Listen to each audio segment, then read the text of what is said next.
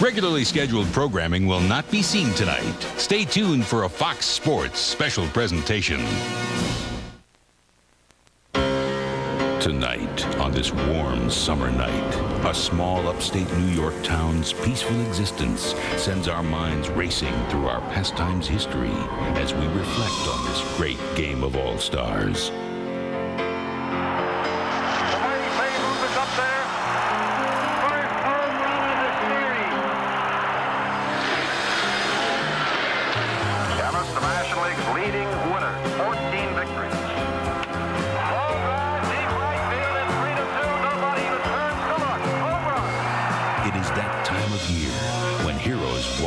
Dusty halls and the warm winds of summer make us feel young again.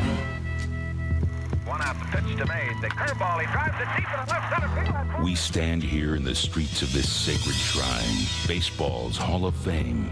On this very night, the game's superstars will take part in a tradition exploding with awesome pride. But tonight is not just about Main Street, USA.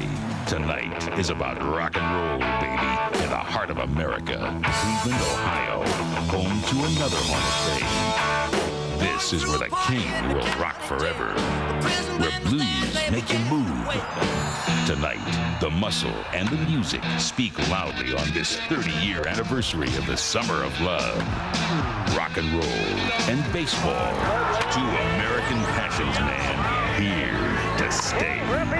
Tonight, stars will shine and keep rocking together forever in the USA.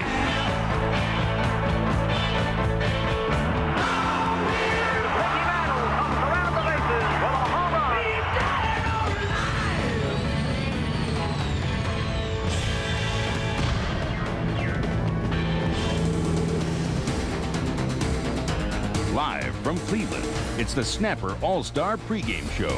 Brought to you by Snapper Lawn and Garden Equipment. Snapper, anything less just won't cut it.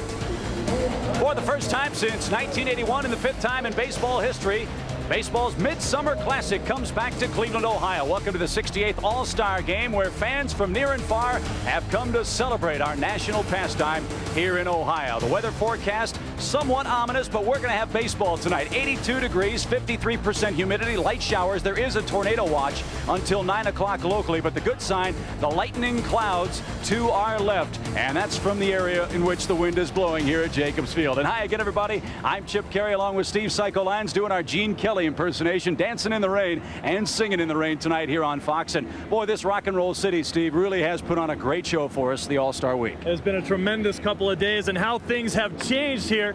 Back in 1981, the All-Star Game was thrown together just 9 days after a 50-day players' strike, and the fans came out in record numbers that time. Since then, baseball has had some well-documented problems, but as we sit here tonight at the summer's greatest sporting event, baseball is clearly enjoying a renaissance. From interleague play to the chase of Roger Maris with Griffey and McGuire, it is obvious to me that baseball is back. And you know, Chip, if I can paraphrase, if you rebuild it, they will come, and that's what they're doing here in Cleveland tonight. And of course, a huge sellout crowd again on hand here at Jacobs Field, where they have always supported baseball's All-Star Game. And that's because the fans here are so great, and of course, you, the fans at home, responsible for selecting the All-Star starters for tonight's ball game. This year, just like last, the leading vote getters were, of course, Seattle's Ken Griffey Jr. and, of course, the Dodgers' Mike Piazza. Earlier today, Bob Brenly and Tim McCarver, who will be calling tonight's game with Joe Buck, sat down and talked to those two superstars. Let's start the conversation off with Tim McCarver and Mike Piazza. All right, Chip, I mean, it's hard to realize that 1,600 players were drafted before Mike Piazza back in 1988. And, Mike, now you have been the leading vote getter in the National League for the last 2 years. That's a remarkable ascent in a very short period of time. I'm honored. I really am, and I'm really thankful to all the fans who voted for me, not only in Los Angeles, but obviously all over the country. I'm enjoying it. I'm trying to make the most of it, enjoy every second. And, you know, again, every All-Star game for me has just been tremendous. A lot of memories, and I'm having a lot of fun. You realize that millions of people are going to be seeing the pitches from Greg Maddux and all the other National League pitchers tonight through this camera. Your thoughts on this device? It's a little heavy. I'd like to see maybe a foul tip right there so people could see what it's really like to catch it. But no, this is going to be interesting. I hope it provides a good perspective and you can see how the balls move and just try to get a little glimpse of what our job's all about. From Mike Piazza to Junior, and he's there with Bob Brindley. Thanks, Tim. We're here in the American League dugout with the leading vote getter in this year's All-Star game, Ken Griffey Jr., over 3.5 million votes. Ken, unlike the last couple years, you're going to actually get to play in this All-Star game. A little different feeling this year? Yeah, a little nervous. You know, I haven't played in a couple years, but, you know, I do respect what the fans do by punching my name out. I mean, that's they don't have to do it, but they do it, and I like to thank them. Your father was the most valuable player in the 1980 All-Star game. You were 10 years old. Were you at that game? No, I was actually at home, and I was sitting on the couch, and I said, Dad's going to hit a home run, and he ended up hitting a home run. Yeah, that's very prophetic. Do you have any predictions for this year's game? Hopefully that we win. That's what I really want. No, but I don't predict. You know, when you're little and, you know, your dad gets up, it's always, you know, you're always rooting for your dad. And I said he's going to hit a home run, and he hit it. So you suppose Trey's at home tonight rooting for you to hit a home run? Actually, Trey's here. He's with his grandfather right now. So hopefully my grandfather, well, my dad is taking him to Children's Palace or Toys R Us, so I don't have to. All right, Junior, thanks a lot. Have a great game. Thank you. All right, Chip, back to you. Okay, Bob, thank you very much. And Steve, what's with Junior? Looks a little tired before the All-Star game tonight. Well, he's a little bit cranky. You know, for the 5 All-Stars for the Mariners, they had to take a red-eye flight to get here. They've had 29 two-game series. I think he's a little bit tired. He has to carry that ball club. Well, he's the man the fans have come to see tonight as the American League tries to snap a 4-game National League winning streak. Now stay tuned, friends. Join the Pepsi Party Sweepstakes on Fox to play. Get your Pepsi All-Star fan ballot stub ready and look for your lucky number. If it matches, you can enter the sweepstakes for a chance to win the grand prize trip to the 1998 All-Star game in Denver or other great prizes such as the Pepsi Home Party Suite, which includes a Bose sound system, big screen TV, and a fridge stocked with Pepsi. All right, coming up, we'll introduce you to the combatants for tonight's All-Star game in Cleveland. You're watching the Snapper All-Star pregame show here on Fox.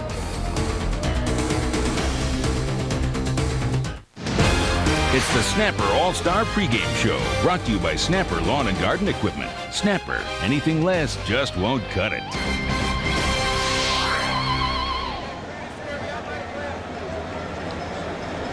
The 68th All-Star game. The huge crowd is ready to meet the All-Stars. Let's send it to the public address announcer of the Indians, Mark Tromba, for tonight's introductions. Cleveland.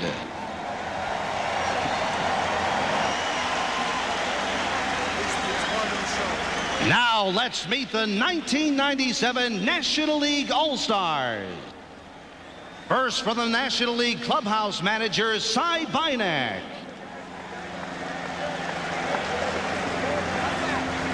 The trainers from the Los Angeles Dodgers, Charlie Strasser. And from the Montreal Expos, Ron McClain. The staff from the Atlanta Braves, Bobby Dews, Clarence Jones, Jim Beecham, Matt Corrales,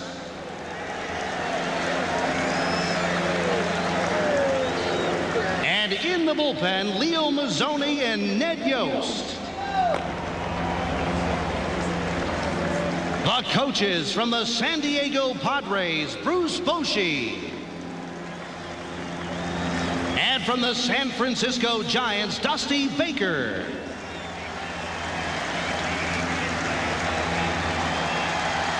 And now the National League All-Star team. From the Atlanta Braves, elected to start but unable to play, outfielder Kenny Lofton.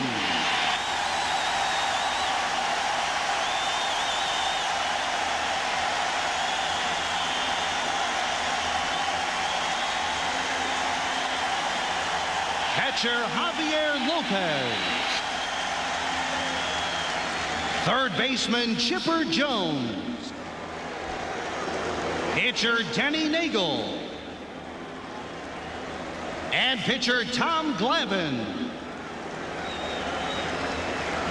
From the Chicago Cubs, first baseman Mark Grace. From the Cincinnati Reds, elected to start but unable to play, shortstop Barry Larkin. From the Colorado Rockies, first baseman Andres Galarraga. From the Florida Marlins, outfielder Moises Alou. Catcher Charles Johnson. And pitcher Kevin Brown. From the Houston Astros, pitcher Darryl Kyle. From the Montreal Expos, pitcher Pedro Martinez. From the New York Mets, pitcher Bobby Jones. From the Philadelphia Phillies, pitcher Curt Schilling. From the Pittsburgh Pirates, second baseman Tony Womack. From the St. Louis Cardinals, shortstop Royce Clayton. From the San Diego Padres, outfielder Steve Finley. From the San Francisco Giants, pitcher Rod Beck. And pitcher Sean Estes.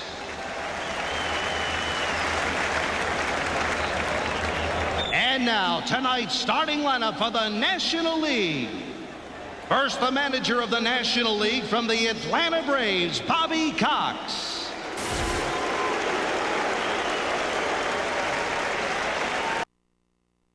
The Astros, second baseman Craig Biggio. Batting second from the San Diego Padres, designated hitter Tony Gwynn.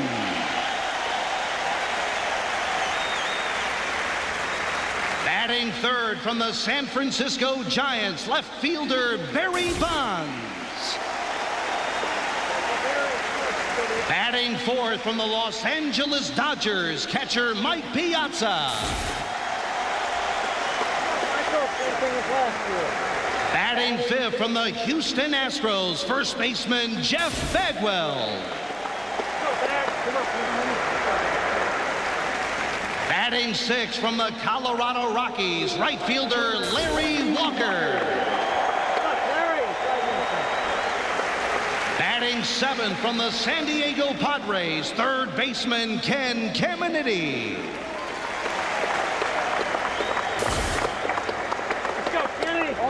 Batting eighth from the St. Louis Cardinals, center fielder Ray Langford.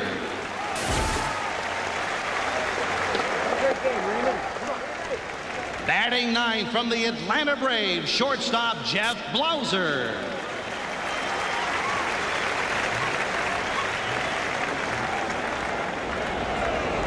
The starting pitcher for the National League, warming up in the bullpen from the Atlanta Braves, Greg Maddux.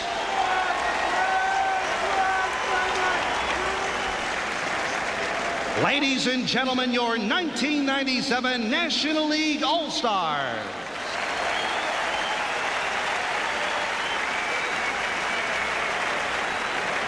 And now, the 1997 American League All-Stars.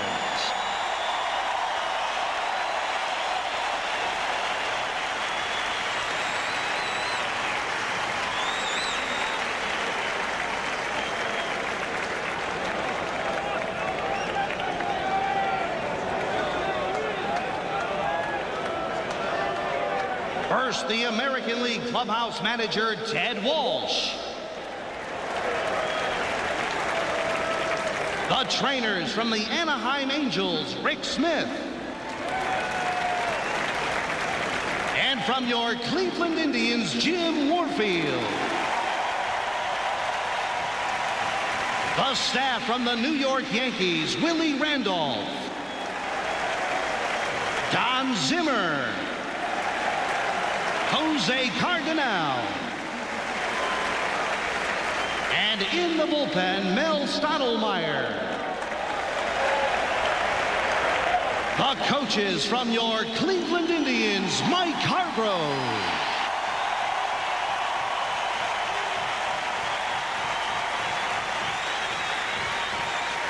And from the Texas Rangers, Johnny Oates.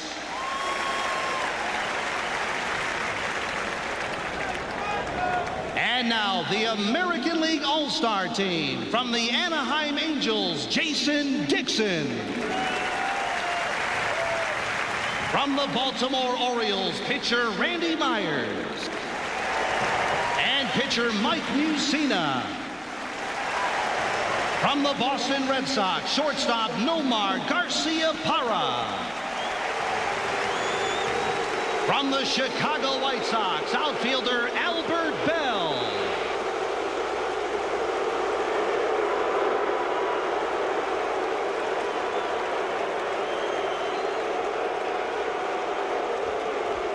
From your Cleveland Indians, catcher Sandy Alomar.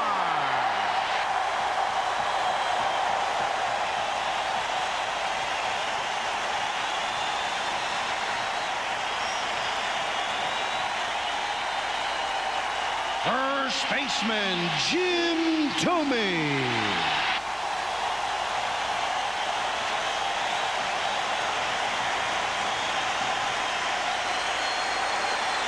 And elected to start but unable to play, outfielder David Justice.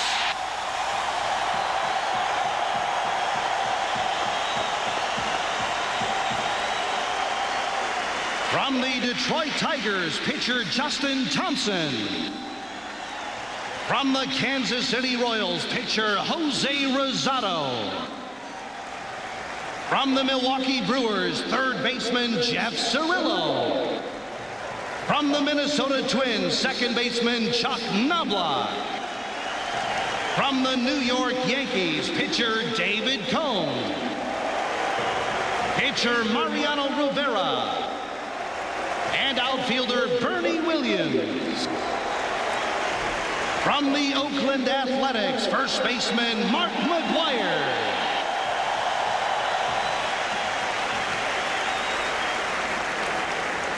From the Seattle Mariners, second baseman Joey Cora.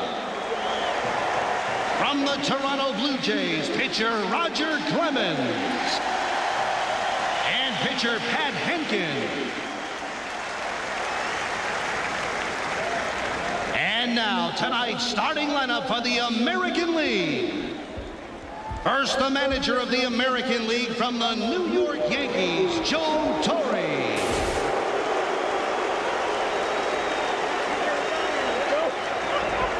Leading off from the Baltimore Orioles, left fielder Brady Anderson.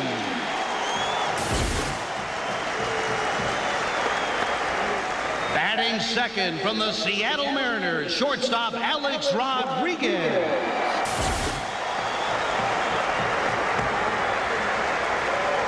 Batting third from the Seattle Mariners, center fielder Ken Griffey Jr.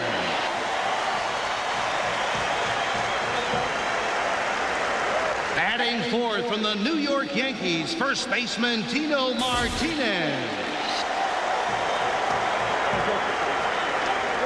Batting fifth from the Seattle Mariners, designated hitter Edgar Martinez. Batting sixth from the New York Yankees, right fielder Paul O'Neill. Batting seventh from the Baltimore Orioles, third baseman Cal Ripken.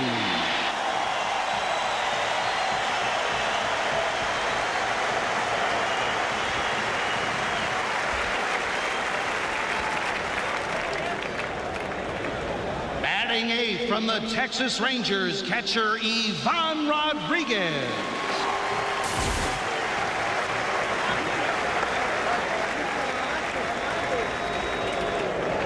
Batting ninth from the Baltimore Orioles, second baseman Roberto Alomar.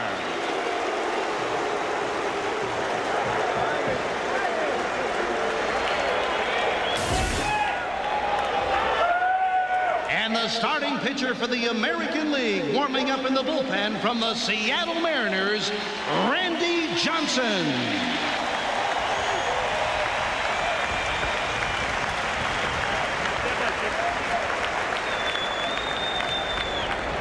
So the lineups are in. We're just about ready for baseball. And friends, we invite you to stay tuned and join the Pepsi Party Sweepstakes on Fox to play. Get your Pepsi All-Star fan ballot stub ready and look for your lucky number. If it matches, you can enter the sweepstakes for a chance to win the grand prize trip to the 1998 All-Star Game or other great prizes such as the Pepsi Home Party Suite, which includes a Bose sound system, big screen TV, and a fridge stocked with Pepsi. Again, the All-Star Game just about ready to start. When we come back here on Fox, we'll have our national anthem. And Joe Buck, Tim McCarver, and Bob Brenly right after this timeout.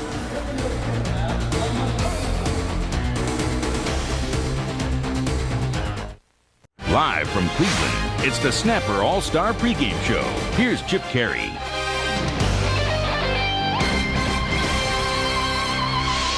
And now to honor America here at the All-Star Game in Cleveland, here's country music sensation LeAnn Rimes with our national anthem. And now to honor America, please welcome MCG Curb recording artist and 1997 Grammy Award winner LeAnn Rimes.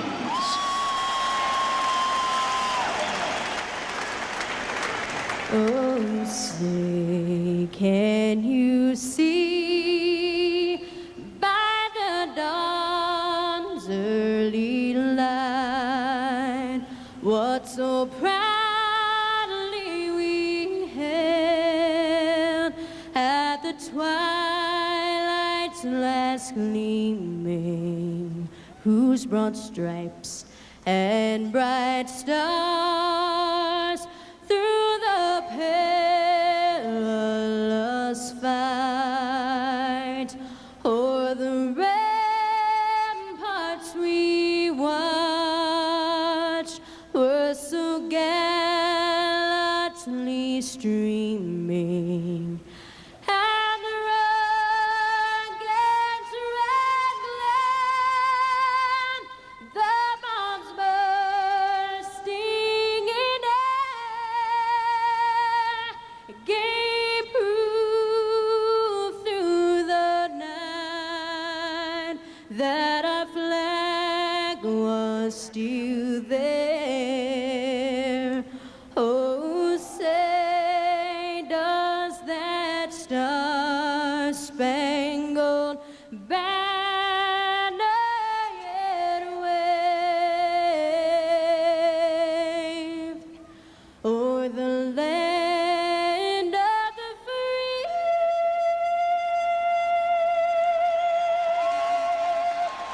And the home of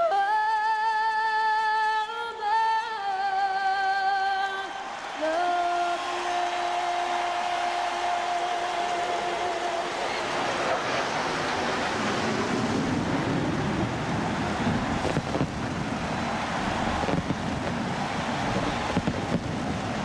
What a voice, LeAnn Rimes with our national anthem.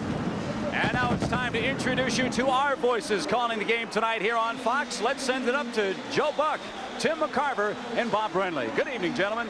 Good evening, Chip Carey, and thank you very much. This is our perch getting ready for the All-Star Game. Great work by LeAnn Rimes. We hope to do just as well with Tim McCarver and Bob Brenly. We get ready for this 68th All-Star Game, and I'll start with you, Tim. Calling your 8th, you played in 2, and the All-Star Game is always a good time to stop in midseason. We've had interleague play this year and see where we all are, and here tonight we're going to have a lot of fun matchups. It is everything an All-Star Game should be. You have the two best pitchers from both leagues, the terrifying Randy Johnson, the eerily cool Greg Maddux. You have Sandy Alomar Jr. on a 30-game hitting streak.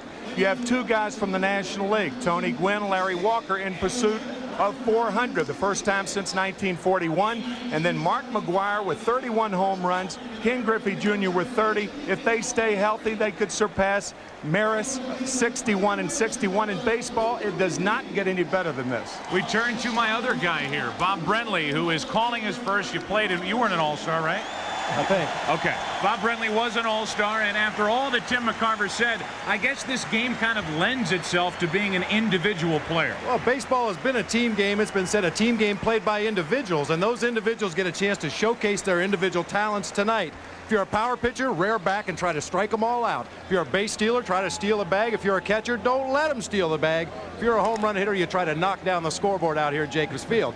make no mistake, both teams would like to win this game, but more importantly, they want to leave their calling card on this 97 All-Star game. What about the guys that can't run and don't hit real well? And they're watching us. he's ready. We're ready. Glad you're with us. First pitch is coming up after this from your local Fox station.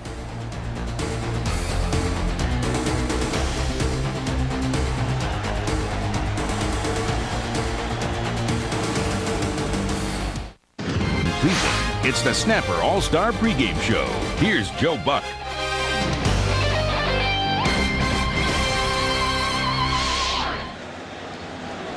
Welcome back to Jacobs Field. It rained a little bit earlier, but the rain has held off, at least during the player introductions. We hope to get through unscathed weather-wise. I guess we'll find out if Mother Nature is a fan of the All-Star game here tonight.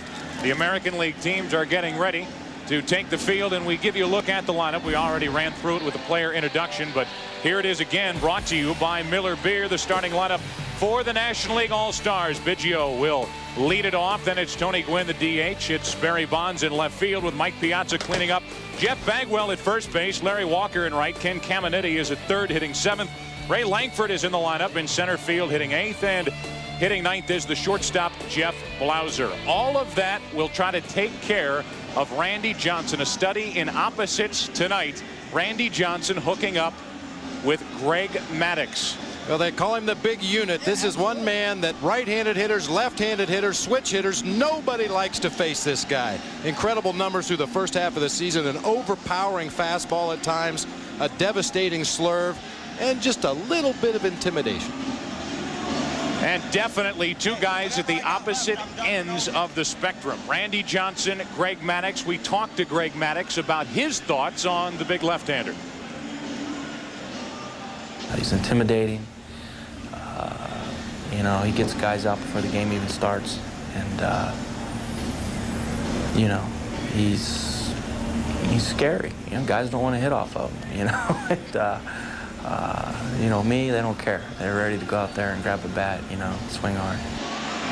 That's an interesting point. He gets guys out before they face him, even 2 or 3 in the afternoon for a night game. Looks like something out of Jurassic Park jumping at you when he brings the ball to the plate, and there's the scouting report on the big unit. So his last start before the All-Star game, he was between 88 and 92 with this fastball. Not the overpowering Randy Johnson we're used to seeing, but in this particular setting, I think he's going to rear back and find a little bit extra.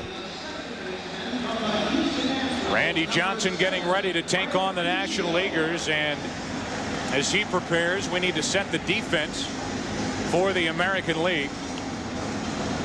Randy Johnson will deal with Biggio, Gwynn, and Barry Bonds. Biggio first up, so we'll see. We'll get an early look at a National Leaguer taking a look at Randy Johnson, and Biggio, of course, has the advantage of being a right-handed hitter, which is a little better facing Johnson. Flashball pop, and here we go. Strike one on Biggio.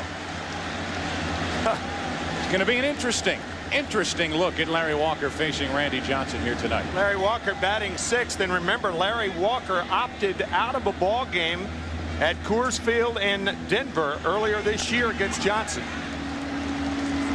A foul back, and the count quickly 0-2. Well, to quote the famous boxer Joe Louis, said, "You can run, but you cannot hide." Not tonight. Nowhere to hide tonight. And he was either talking to Billy Kahn or Charles Nelson Riley, one of the two. He gets his chance here tonight, but that's a little later. 0-2 the count on Biggio, and got it. A delayed call by the home plate umpire. 3 pitches, and have a seat. It was a sweeping slider that got the outside part of the plate. Bud Rodriguez framing it very well, and this is from our catcher cam. Slider, did it freeze you folks? It did Craig Biggio. And he is the first out now. Tony Gwynn leans back from one up and in, ball 1. Tony Gwynn, obviously one of the best hitters ever. Hitting .394, number 2 in baseball, and taking ball 2, 2-0.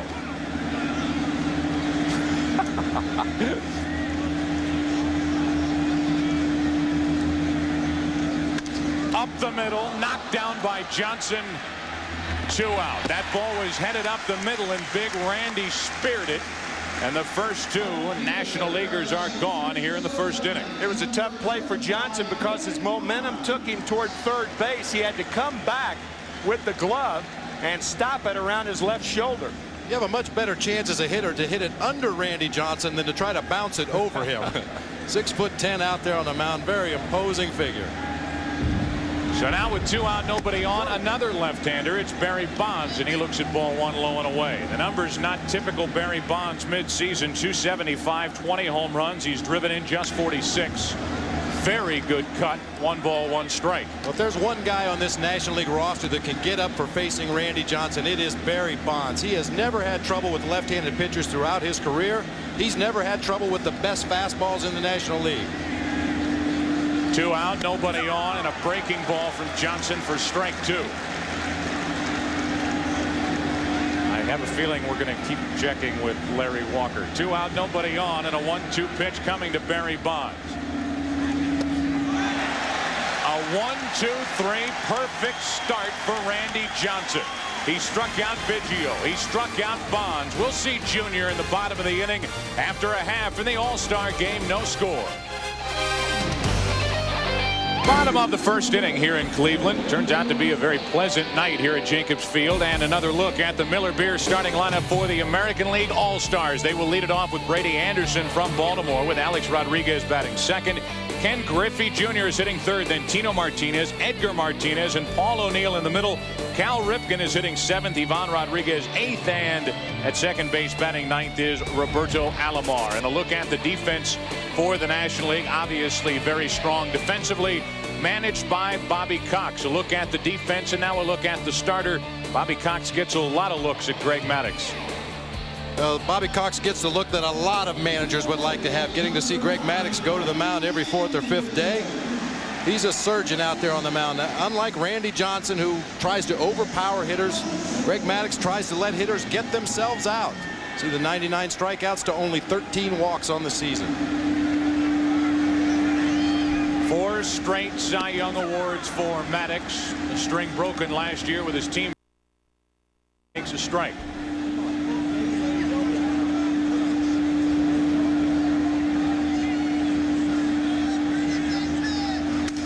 Broken bat, ground ball to second for Biggio.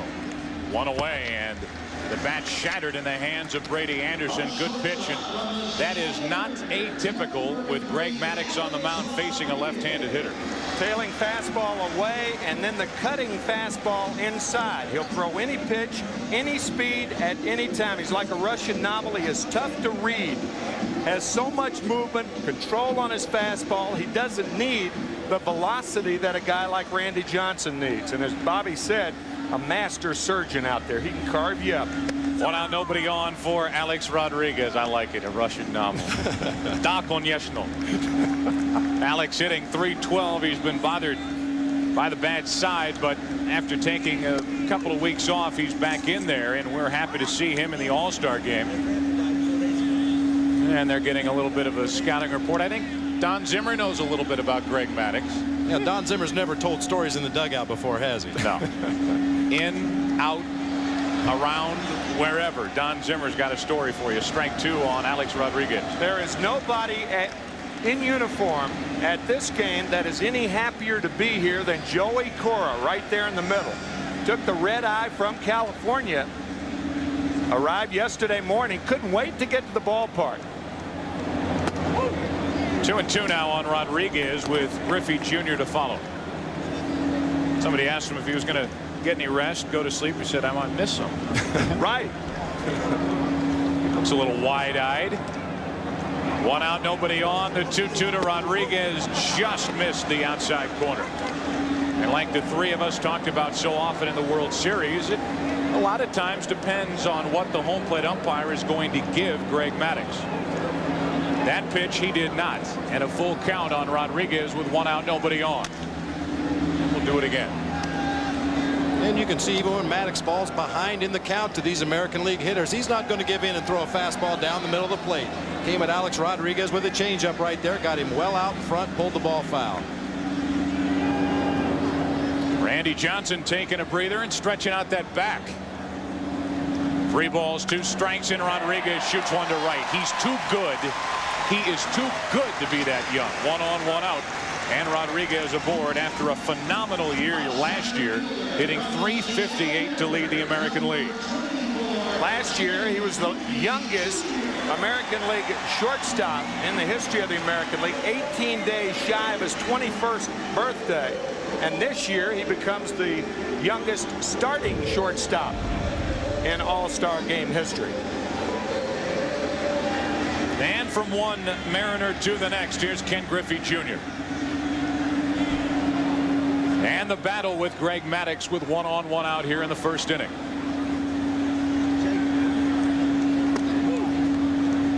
Ball 1 low to Griffey. Griffey, of course, has missed the last 2 All-Star games with the wrist injuries and now jumps in there to face Greg Maddux. Rodriguez is running and Griffey pops it up into shallow left for Barry Bonds. Back to first is Rodriguez, 2 out, and Griffey is 0 for 1. Rodriguez with a huge jump at first base that time. Greg Maddux, normally very good at holding runners, seemed to ignore A-Rod over there at first base a little bit, and he was allowed to get a running start. Would have stolen that base rather easily. He's starting to lean a little bit as Maddux began his delivery to home plate. Has to retreat to first. And he is there with 2 out for Tino Martinez. Tino did not have a terrific World Series a year ago, but look at the numbers midway through 1997, and he, folks, is the home run king from the home run derby yesterday. Not McGuire, not Griffey, Tino Martinez. Well, it's appropriate that he worked in his father's cigar factory growing up, because he has been lighting it up. 1 on, 2 out, and that's backing out of play. Very proud of you, Bob, to slip that one in early. Tino Martinez was not just scooting him over the wall either here yesterday. He was crushing pitches.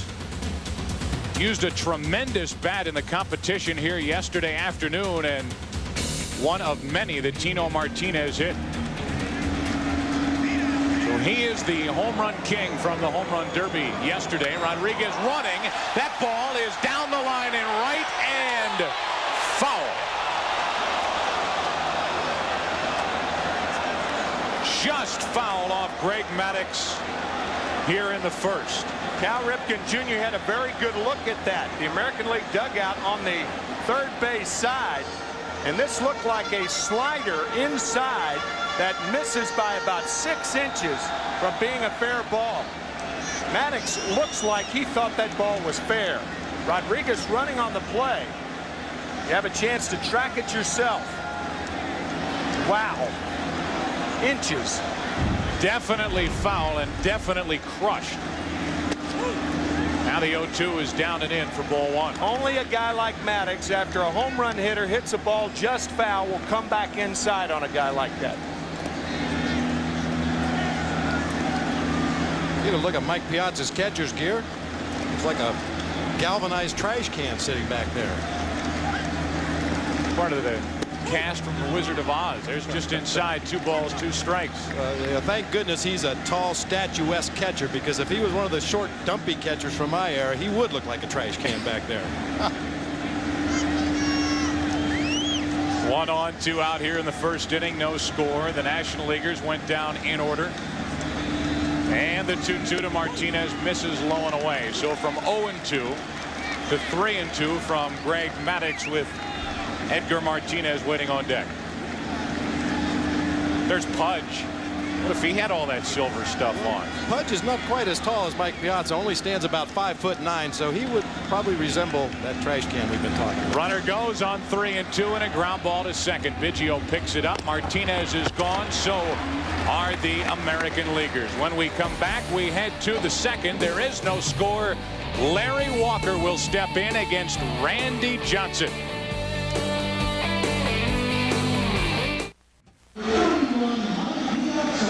Welcome back to Cleveland, ready for the top of the second inning. No score. The American Leaguers have the game's only hit, and Randy Johnson is back to work dealing with Mike Piazza.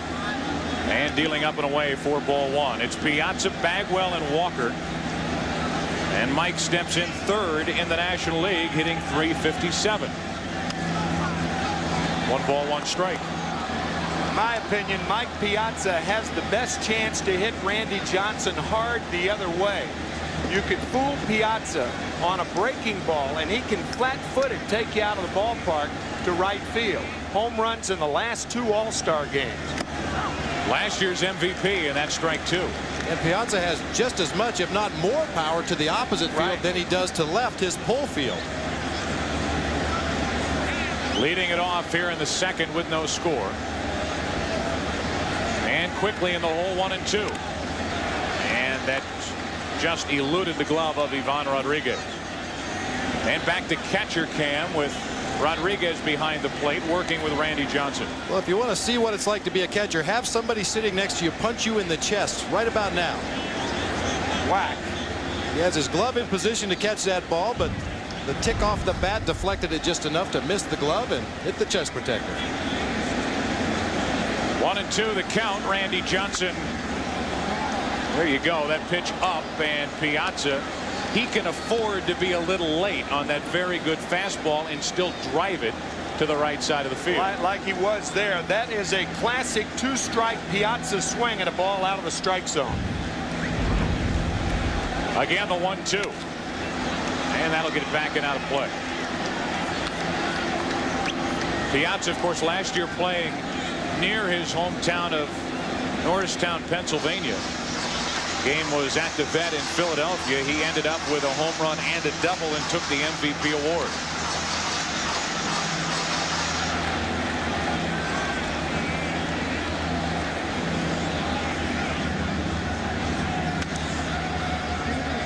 Very, very good at bat for Piazza as Johnson tries to get it past him. And as we talk about Piazza and his efforts last year in the Midsummer Classic off Charles Nagy.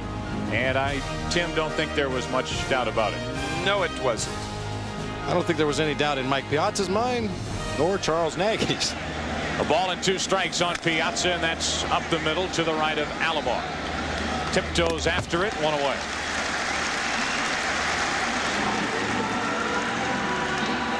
We want to tell you early that tonight's All-Star game on Fox is also available in Spanish by tuning your TV set to the SAP channel. Here's Bagwell. It's amazing that a guy with the uppercut swing of Bagwell can still hit for average.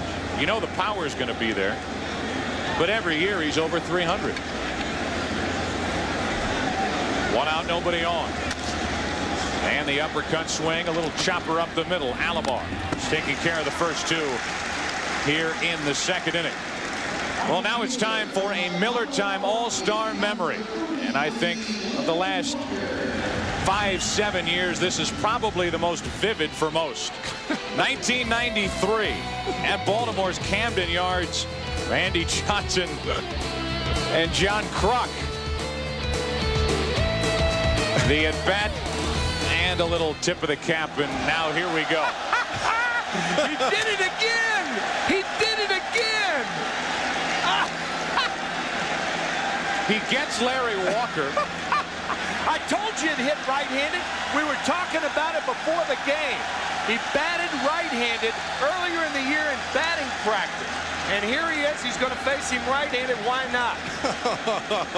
Just turn it around. Why not? He looks like a catcher hitting.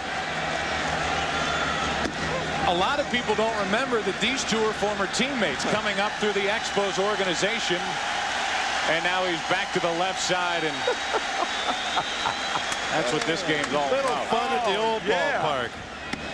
There's a strike from Randy Johnson. He looked like a tank driver with that helmet on backwards. 2 out, nobody on, and, well, 3-1 on Larry Walker. Walker is hitting .398 on the season. And a 2-out walk. So Walker reaches base after that first pitch that was like the flyby here right after the anthem. It's a big sight game here. Randy Johnson throws the ball over Larry Walker's head just like he did to John Kruk. No harm there. Well over his head. No chance to get him hurt. And look at the dugout. Look at the National League dugout. Mark Grace is saying, get him out of there before I have to hit. Ray Langford saying the same thing. All left-handers. Here's Caminiti. He unloads in strike one. 95 miles per hour from Randy Johnson. And so much goes into that matchup with Larry Walker and the grief that he took for sitting out that June 13th game in Seattle against Randy Johnson. Quickly an 0-2 count on Caminiti. Well, that's not totally unusual in the history of baseball. Tim, I'm sure you remember guys used to come up with Ryanitis when Nolan Ryan was starting. Oh, yeah, all sorts of ailments. Sure. Sore necks, elbows. How about a former teammate of yours, Roger Maris, in the 1968 series, sitting out both Game 2 and Game 5 against Mickey Lolich. Maris regarded as one of the tougher, grittier players ever. Absolutely. Right. And he said to his manager, Red Schoendienst, "Hey, Red, I'm sorry, I just can't hit this guy." He sat out Game 2 and Game 5 against Lolich and then ended up going 0 for 3 in the finale. Not a lot of other Cardinals could hit Mickey Lolich in that series either. Up 3-1. The Tigers came back and won 3 in a row, and Mickey Lolich was the MVP of that series. So it begs the question, was the sin committed by Larry Walker sitting out, or being honest about why he was sitting out against Randy Johnson? Still 0-2 on Caminiti. You know, there have been other left-handed hitters that have set out against Randy Johnson. Also, Rafael Palmeiro, 0 for 4 lifetime against Johnson. John Olerud, now with the Mets, when he was with the Blue Jays in 9 years, was 0 for 2 against Randy Johnson. That barely missed. So it's not like Larry Walker was the first guy that set out against the terrifying Johnson. But he was the first guy to be honest about it. And the first guy that was hovering around the 400 mark, and people wanted to see the matchup. They didn't get it. And that's the other end of the argument, is that the fan that was more upset than anybody that they didn't get a chance to see Randy Johnson against Larry Walker, one of the game's best pitchers against this year's best hitter. A ground ball to third. Ripken still getting familiar with the position, takes care of it to his left. We'll see Cal. Bottom of the second, going there here in Cleveland. All-Star game, no score.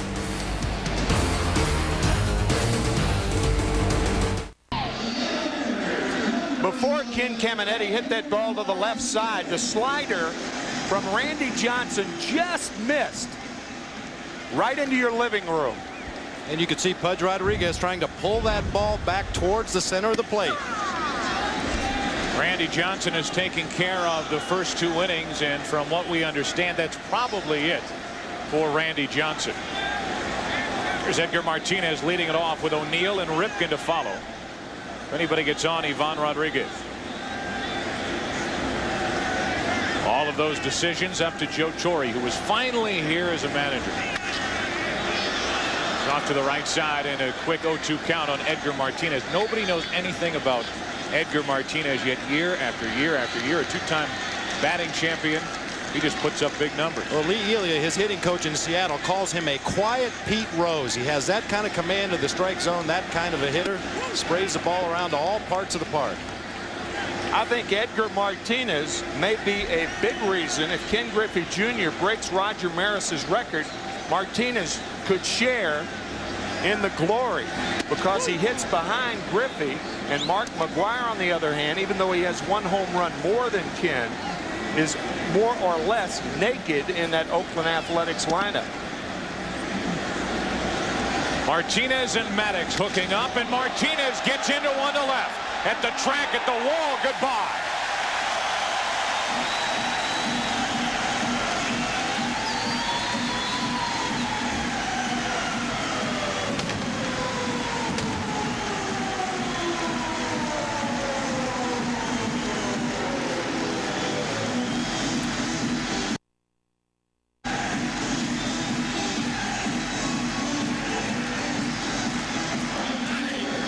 The purest hitter in this game from the left side, Tony Gwynn. From the right side, Edgar Martinez.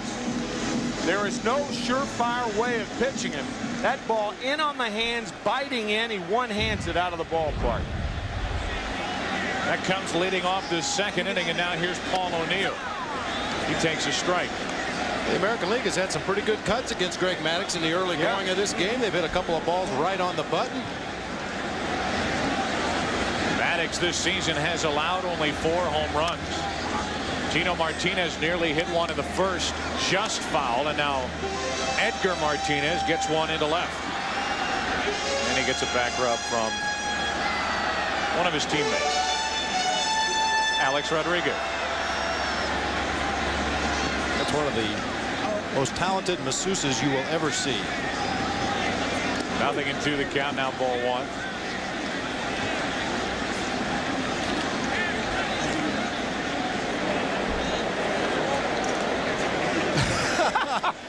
And he short-armed that ball. The pitch came in, his arms got short. That's from captain 30-game hitting streak, Sandy Alomar. Hoping some of that from Edgar will rub off on him for the second half of the season. A ball and 2 strikes on O'Neill. Up the middle. Ooh, that hurt. Off the ankle of Maddux. Limps after it, takes care of him, 1 away, but you know that Bobby Cox will take a deep breath and hope that Greg's all right. Looked like it hit Greg on the right heel. He is scheduled to start against the New York Mets on Saturday. I think he goes down, but I think it hit the bone on the inside part of his right heel. Caroms off the mound. He makes the play and appears to be all right. Well, what a great athlete. Even after getting hit in the foot with that ball, able to keep his wits about himself and pick up the ball and retire the runner at first base. You know, they give Gold Glove awards out to pitchers. He's got 7. Does he really? I wonder why. That was a routine play for Greg Maddux. 1 out, nobody on. Here's Ripken.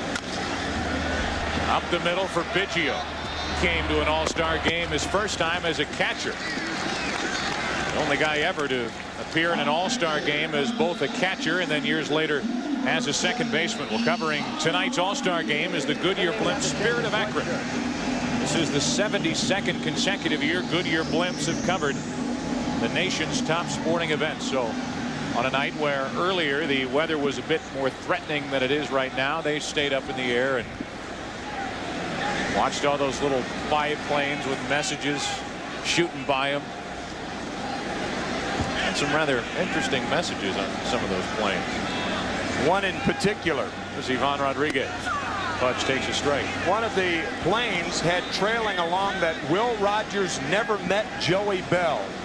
That was about 10 minutes before Albert Bell was greeted with boos by everybody in unison here at Jacobs Field. Strike 2 on Rodriguez. Did you find it interesting that the crowd here, while they booed Albert Bell, which was to be expected, cheered Curt Schilling and Pedro Martinez, 2 guys they would love to have in Indians uniform. Trying to woo them with their cheering. 1 and 2 as that pitch barely missed.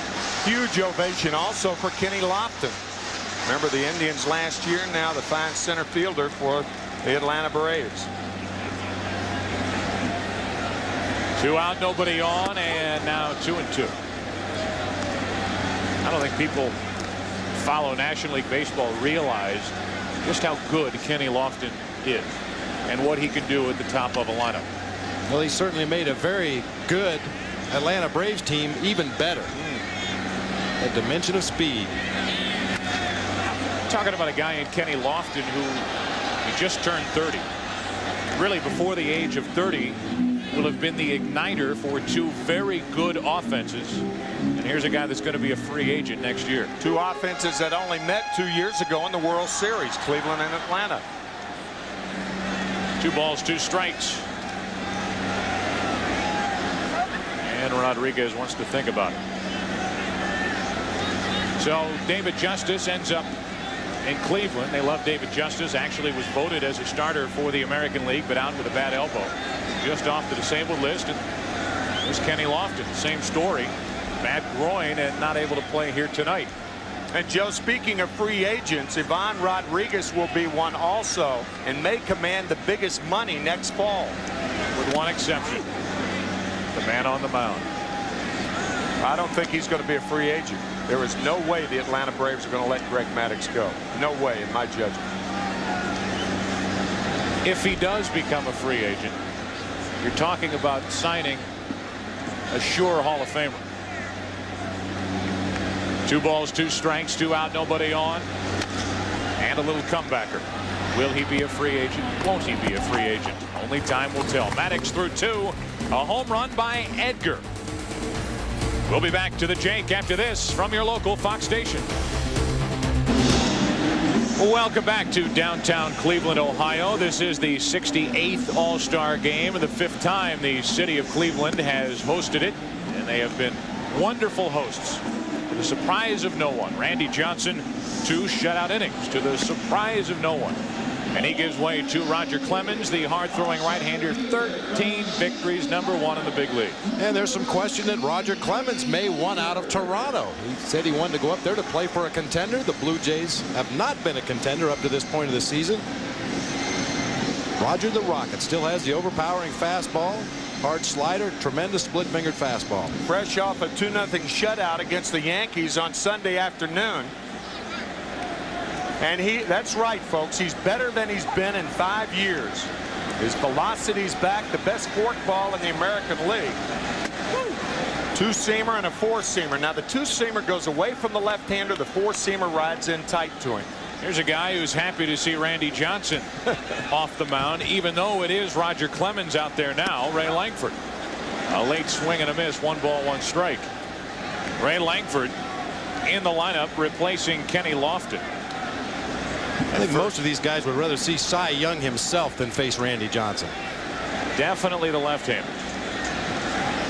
1 ball, 1 strike from Clemens. A little overmatched there for strike 2. Yeah, the first-time All-Stars, I don't care what you say, you're still battling jitters. It's tough to go up there on this kind of a stage, facing one of the best in the other league, and try to control your aggressiveness and control your emotions. And that's a very good point, Bob, because it's an awkward situation the first time you're an all-star, because you go in the clubhouse and these are guys that you've been competing against all year, and for one day you're supposed to be their teammate and win for the cause, and now 2 days later you're going to be right back at them trying to beat them. 2 balls, 2 strikes, and Langford grounds to second, and Alomar 1 up, 1 down.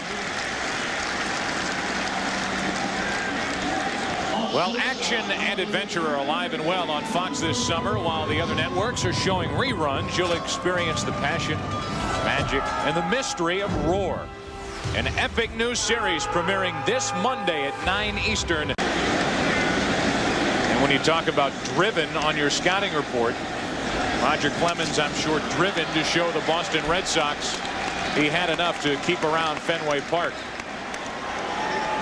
Roger Clemens, of course, a guy who 2 different times in his big league career struck out 20 hitters in a game. Major league record, April 29, 1986, the first time against Seattle at Fenway. A 3-hitter, and the Red Sox won it 3-1. And then in 1996, 20 strikeouts, September 18th at Tiger Stadium, a 4-0 win.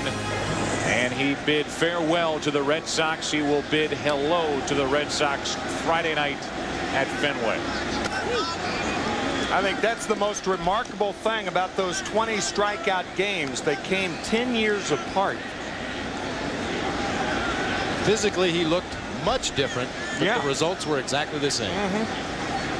Biggio at the plate after the National League gets its first hit of the night off the bat of Jeff Blauser. And now to the right side, Alomar diving stop, and he can get only Biggio at first. Wonderful play by the game's best. Once most second basemen commit towards second, they don't have the wherewithal to recover in time and throw to first. Blauser, an excellent jump off of first base, and a fast Biggio was cut down. An extraordinary reaction by Alomar. Well, we talked at the top of the show about showcasing your individual talents. We didn't mention defense, but 6 consecutive Gold Gloves for Roberto Alomar. Now a runner at second with 2 gone for Tony Gwynn. American League out in front on the Edgar Martinez home run off Maddox. And now the National Leaguers look for a hit from one of the best.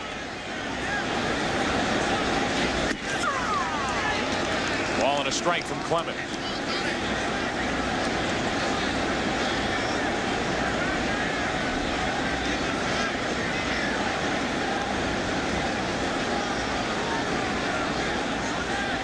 Jeff Blauser, the first hit for the National League. Nothing new for Jeff, who came in fourth in the National League in the hitting race at 346. Now 2-1 on Gwynn. That was a cat-like play by Rodriguez. He is perhaps the most compact catcher that I have ever seen. Look at this play. Backhanded. Not a chance to get in front of the ball. A compact, I mean, everything works in unison so well. That's why he has that remarkable throwing arm. Now 2-2 on Tony Gwynn. Our Fox box, top left-hand corner of your screen. Red dot at second base. This time indicates Jeff Blauser. Nice circle, Bob. Well, I was trying to reach behind Tim over there. Didn't want to poke him in the back. American League out in front on the Martinez home run, and Gwynn looking for the 2-out RBI hit. I failed geometry. What can I say? It's a little-known prerequisite for being a color analyst on network television. Make your circles complete.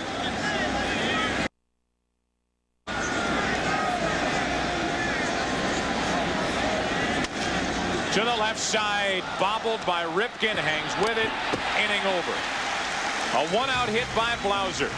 The National League strands at second, bottom of the third, 1-0 American League. I'll tell you, baseball games are too long. Strike 2 pitch to Griffey. We are tied! Just tied this game at 2-2. Sorry.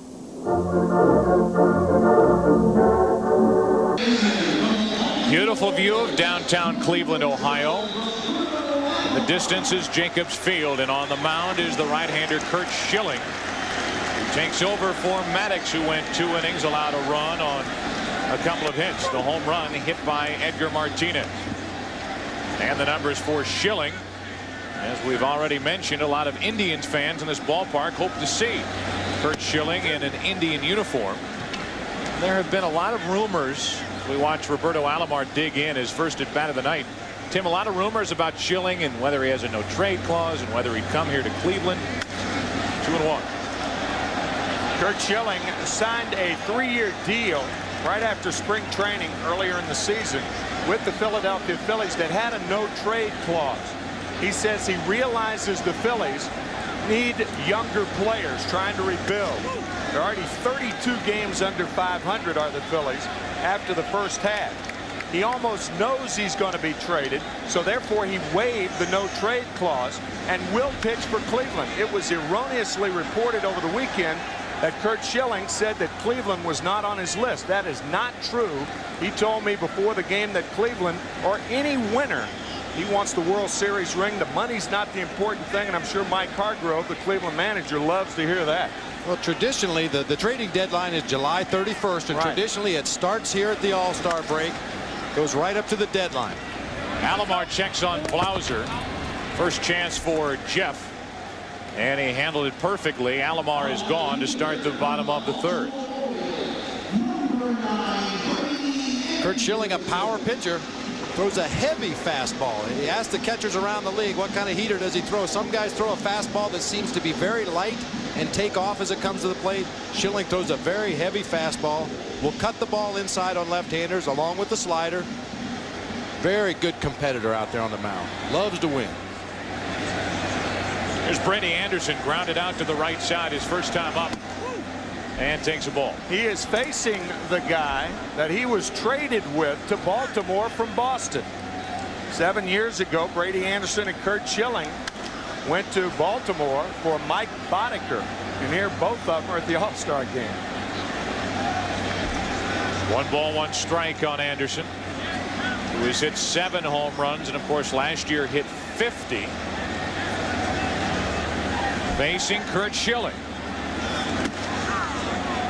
Able to lay off 2 balls and a strike. Schilling made a stop in Houston, now in Philadelphia, and the next stop we do not know. Good overhead look at Brady Anderson checking that swing. That's well hit down the left field line. Bonds won't get to it, off the wall. Anderson thinking double. He's going to test Bonds and make it with one out here in the third.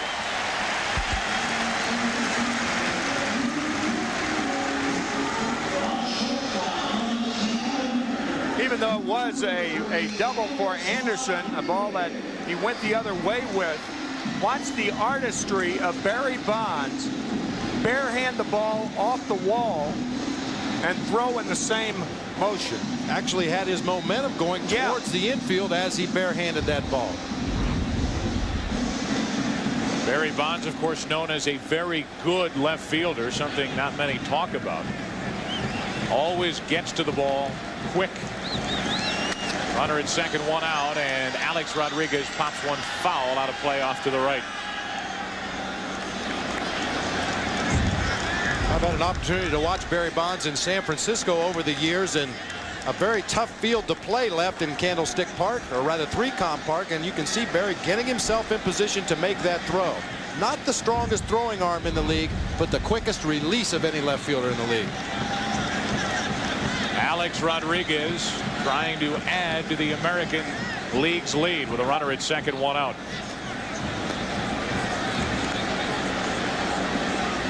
Rodriguez a base hit to right his first time up. That gets away from Piazza, and Anderson will head to third.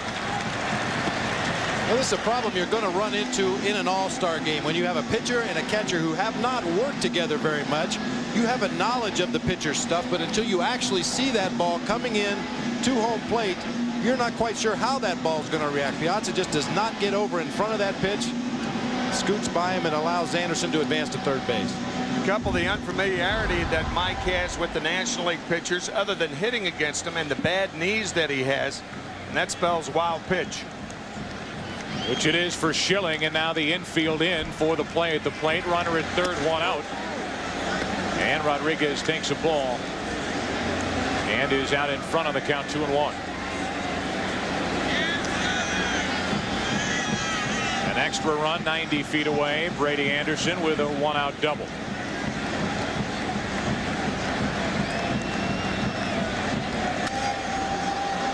Two and two. With Ken Griffey Jr. on deck and a ground ball to an infielder, I would think Anderson would make the ball go through and let Jr. hit and try to drive you in with two outs. Play the infield in games of this sort. Try to cut down that run, but you could also open it up to a huge inning. Now 3-2 as Piazza keeps it at home plate.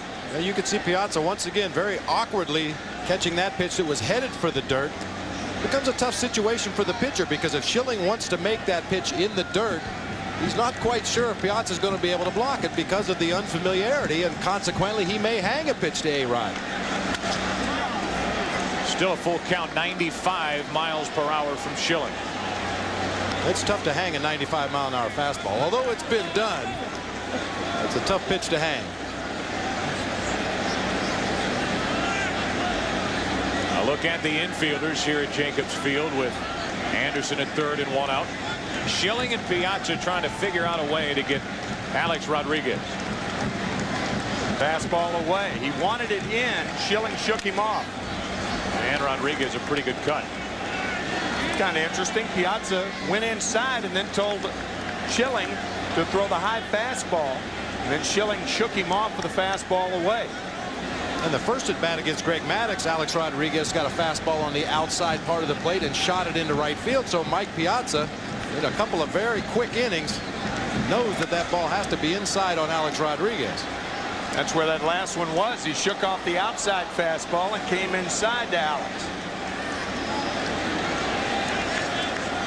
And there are very advanced scouting reports that both teams have available to them, but in an all-star game, it's a much more low-key atmosphere. You kind of just do things on the fly as it feels good out there on the field. Thing is, the hitters read those reports too. Full count on Rodriguez.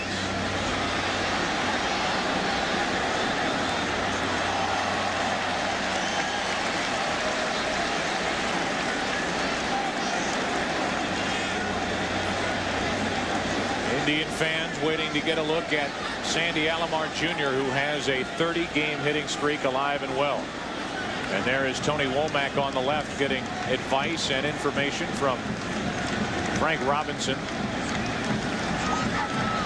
It's not a bad idea. Your young Tony Womack, come here and learn a few things while you're having fun.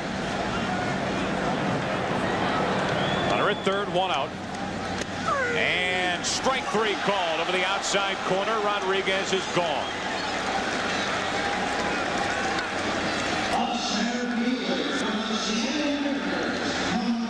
One fastball after another to Alex Rodriguez. Piazza sitting outside.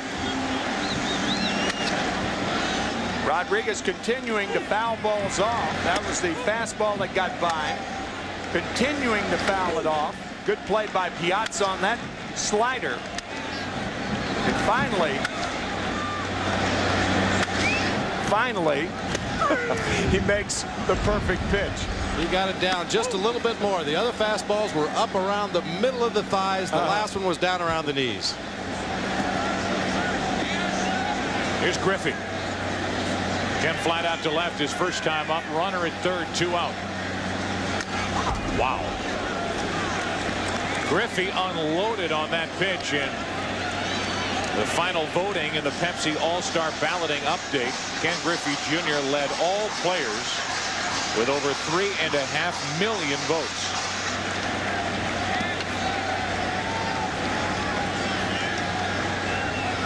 Looking for the two-out RBI hit and overmatched on that pitch, 93 miles per hour from Schilling. Well, guys that throw a good four-seam high fastball, they like to throw it up higher in the strike zone. He got Alex Rodriguez on a pitch around the knees, but this time goes up the ladder on Junior. And you see the rotation on that four-seam fastball and not able to catch up. With that one either. And Schilling strikes out both Rodriguez and Griffey with a runner at third. So the American League misses a chance. Barry Bonds will get a look at him in the fourth. 1-0 American League. We have played 3 innings here in the All-Star game, and the American League out in front, still on the Edgar Martinez home run. Captain John Moran is at the controls of the Goodyear Spirit. 204-foot-long airship is based in Akron, Ohio, just 35 miles south of Jacobs Field.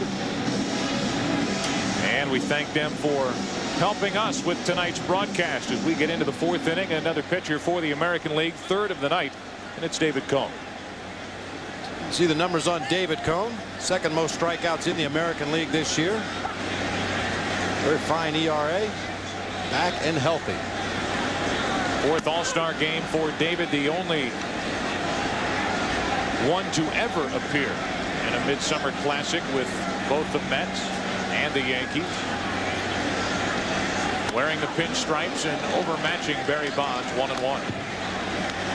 You know, the great thing about the home run contest yesterday, as exciting as that was when Tino Martinez ended up beating Larry Walker in the third round, a lot of guys who are notorious home run hitters were not involved in that contest. Bonds among them, Andres Galarraga. Of course, Tino Martinez was the winner. I was surprised the Big Cat was not in there. He had some back problems in San Francisco right before the break, and apparently isn't 100%. Didn't want to risk further injury in the home run derby, because you can hurt yourself the way those big guys were swinging yesterday. 3 balls and a strike on Bonds, and that's low for a leadoff walk, so not a good start for David Cone.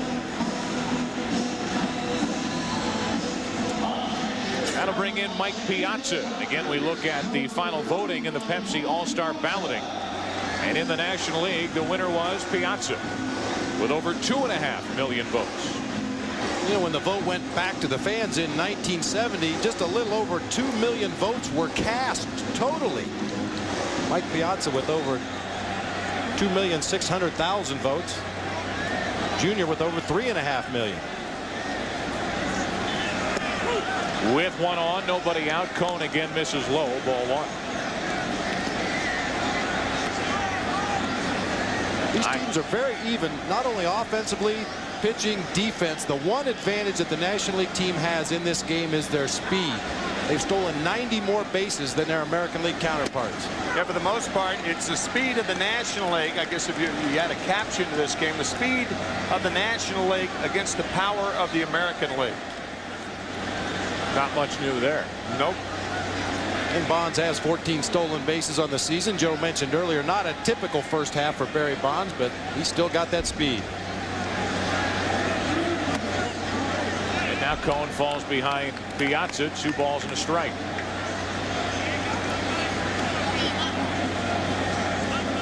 On deck is Bagwell. After Bagwell, it's Walker. He's trying to figure out still, as you saw a moment ago, the right way to put on that batting helmet. Bonds is running on 2-1. The pitch low, and Bonds is safe. And the tying run in scoring position, a walk and a stolen base picked up by Barry. And if you can't throw a runner out with that type of throw, you're not going to get a guy. Barry Bonds with a tremendous jump off David Cone. David with the high leg kick. Bad pitch to handle. Fine throw, but Bonds in there coming up on the tag. And on top of that, the count goes to 3-1 on Piazza. Trying to tie it with a hit, and he draws a walk. So back-to-back walks to start the 4th inning for David Cone. And we go down to the dugout. Here's Steve Lyons standing by with the Rocket Man. All right, I got Roger Clemens down here in the American League dugout. And Roger, you lead all of baseball with 13 wins, ERA 1.69. You're looking like that Cy Young guy of 10 years ago. Well, you know, I feel pretty fortunate. We've been battling as hard as we can. I've been on the fortunate innocent thing, Stevie. Now, tell me about the at-bat that you had with Tony Gwynn, one of the best National League hitters. Take us through that. Well, as soon as he came up, I knew I was going to have to try and preserve that for Randy. You know, he got a 1-0 lead. I can't, you know, that guy's a pretty good contact hitter. So we shuck on a fastball situation, threw in the forkball. He pulled a foul. Then we went with the backdoor slider, and Rip made a great play on it. So it's always fun. I don't know about this relieving stuff, though. Yeah, you're not used to that. Hey, thanks a lot, Roger. Continued success. Joe, you guys, back up to you. Thank you, Steve. Thank you, Roger. He ended up getting Gwynn on that ground ball to Ripken. Now, the National League with their biggest threat of the night, 2 on, nobody out, and Bagwell at the plate. Ooh, borderline pitch, and Cone got the benefit of the doubt. 0-2. We're saying Tony Gwynn is a pretty good contact hitter. It's like saying Pavarotti's not a bad crooner. One of the 3 tenors. And there is Tony Gwynn having a seat watching Bagwell. There's ball 1 low, 1-2. Tony can even handle the high pitch, too. As long as you don't throw him a tuning fork. Okay, 1 ball, 2 strikes on Bagwell with 2 on, nobody out. David Cone trying to get around back-to-back walks to Bonds and Piazza. Inside fastball. And into right. Back to get it. O'Neill 1 away. Bonds with good base running will tag and go to 3rd, and it's 1st and 3rd, 1 away. I was wrong on that. I thought Ivan Rodriguez said come inside, pointing to his left thigh. He was actually sitting away. And watch how Bagwell drives the ball where it was thrown, low and away. Hit it hard. O'Neill was there. Good base running by Bonds. So now 1st and 3rd, 1 out, and a chance for Larry Walker to face David Cone and tie it with any one of a number of things. Runner at 3rd, the tying run, Bonds. And Rodriguez blocks it down to 2nd. Piazza, he's in the rundown. And tagged out for the 2nd out of the inning. Piazza a late break, and that's a big 2nd out for the American League. I asked Texas manager Johnny Oates yesterday, what's the most impressive thing about Ivan Rodriguez behind the plate? And he says, obviously his arm is very strong, his feet are quick, but on plays like this, when the ball is in the dirt and blocked, he's able to make those kind of throws on the move. That was an interesting throw because Larry Walker backing up from home plate. Rodriguez actually had to throw from behind Walker. And the rundown executed beautifully. I don't think Piazza thought that Rodriguez could get to that ball in time. Now it takes a hit, And the count goes to 2-0 on Larry Walker. Caught stealing 2-6-3 on the play. Andre Galarraga's nickname's the Big Cat. Well, the little cat's behind the plate right now. Alomar. Inning over. He had to wait for Martinez to get to the bag, and David Cone gets into and out of trouble with help from Ivan Rodriguez. Bottom of the fourth, 1-0 American League.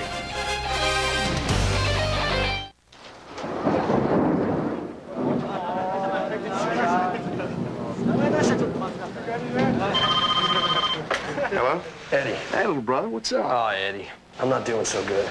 I don't have a clue what the coach is saying. I'm 0 for my last 14. Johnny, you gotta open up. Me, I'm pulling the ball too much as it is. No, you gotta open up. Have some fun. Make some friends over there.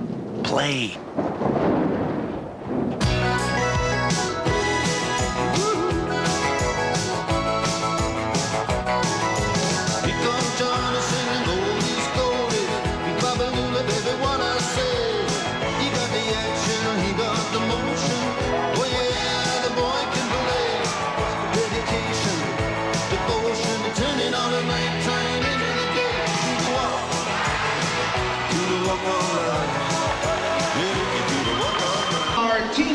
And the star of 413 Hope Street is Richard Roundtree. The Stars are out on the field and watching. To his right is Andre Whitfield of Between Brothers. On his left is Stevie Berra. 413 Hope Street as Curt Schilling goes back to work. Bottom of the fourth inning, Javier Lopez takes over behind the plate. We have had our first substitution of a position player. 2-0 now on Tino Martinez, who nearly hit a home run in his first at bat when just fouled. He grounded out to second.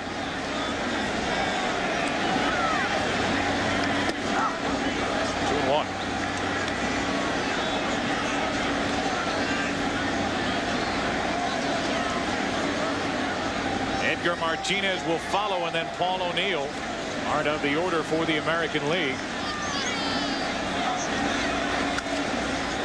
2 balls, 2 strikes in the hit zone on Tino Martinez, who has been on fire the first half of the season. Red hot on that ball, up and out over the plate. I'll tell you what's hard to believe about the year that Tino Martinez is having.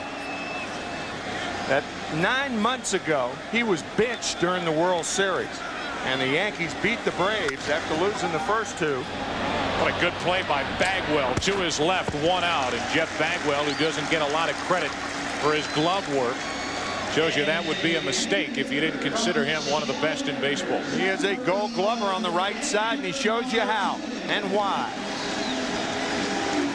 And it has to be very reassuring for Larry Dierker, the manager of the Houston Astros, to know that Jeff Bagwell and Craig Biggio are going to be in that lineup every day. Biggio's played 307 consecutive games, Bagwell 278 consecutive games. With 1 out, nobody on, here is Edgar Martinez, who homered in his first at bat, leading off in the second against Maddox. The only run of the night.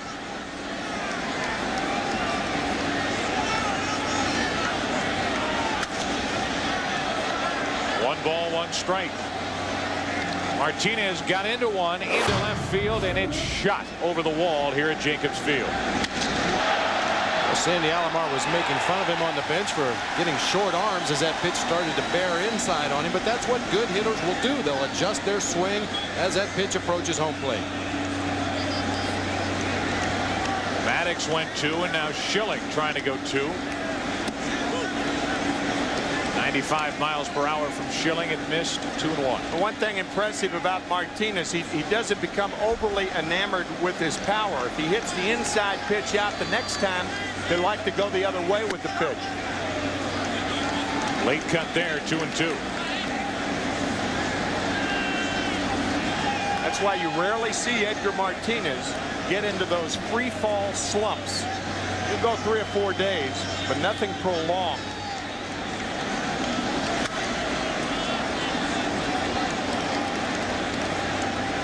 Still 2-2, and there's a guy that has fallen in love with his home run swing, and why not?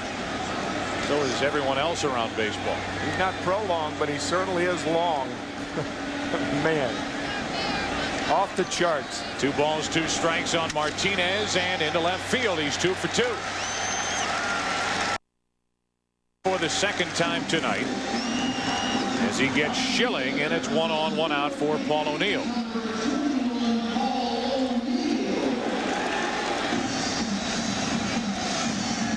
Talking about a guy in Edgar Martinez who in 1995 and 1996, 50 doubles each year. Here's Paul O'Neill with a runner at first, 1 out, and a big hole on the right side of the infield. Strike 1. Schilling is not the kind of pitcher that will normally give up a lot of ground balls because he throws that high 4-seam fastball quite a bit. Gets more fly ball outs than he does ground ball outs. But O'Neill has been prone to hitting in the double play throughout his career. Has 9 on the season. Now they play behind Martinez. He takes off and he is gone. Javier Lopez guns down Edgar Martinez immediately after the National League changed philosophy and played behind the runner. Play behind him properly because Martinez is not a fast runner, but he would have stolen second base had this throw not been right on the money. Fine throw by Lopez right there. Edgar Martinez has stolen only 2 during this regular season. And he is the second out here in the bottom of the 4th. I've seen teams try to bait a guy like Edgar Martinez, a less than swift runner at first base, into trying to steal and then pitching out. 2 balls, 2 strikes. O'Neill hit one off the foot of Maddox his first time up. He's 0 for 1.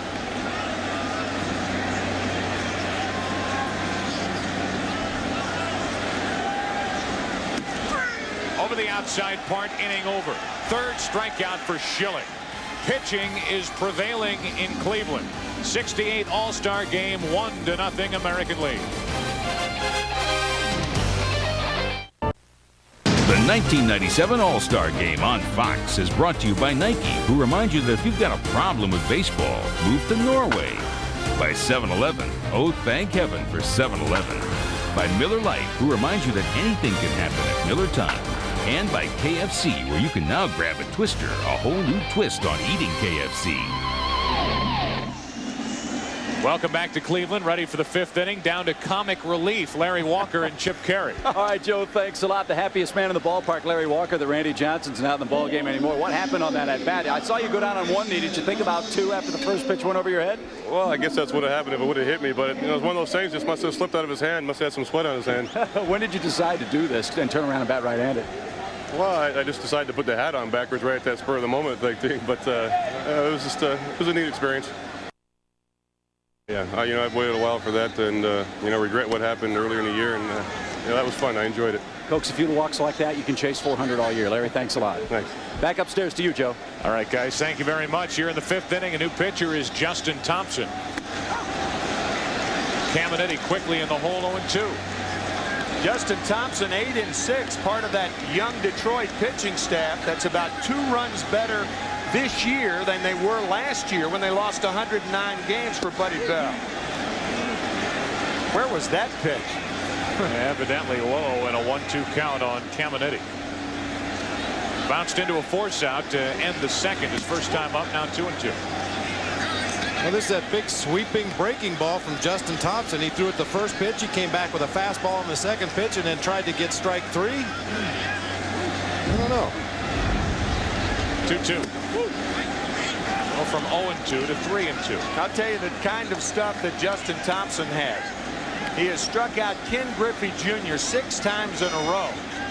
The only pitcher to ever do that. Hard hit to 3rd. Ripken with a backhand. Good throw. 1 gone. Well, we bring about the Aflac trivia question for your digestion here in the 5th inning. The only 3 players who have won 2 All-Star Game MVP awards. Who are they? Give you the Aflac trivia answer a little bit later. Think about that for a minute as Ray Lankford steps in.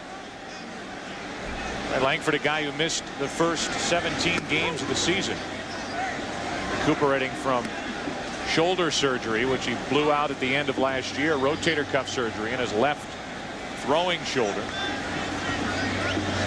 What a first half he has had. He's driven in 61 runs.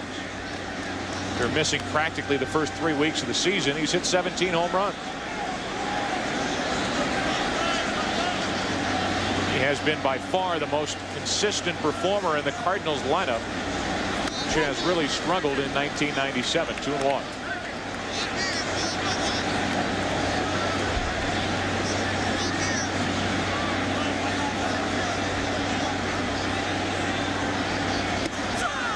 Breaking ball from Thompson, 2-2. Cardinals with the best talent in the National League Central, but they have not been able to do anything with the pesky Pirates. Pittsburgh Pirates in first place as the breaking ball, the 2-1 breaking ball in there to Ray Lankford. Lankford strikes out for the second out of the inning. And the third strikeout of the night for American League pitchers. Johnson got 2 back in the first.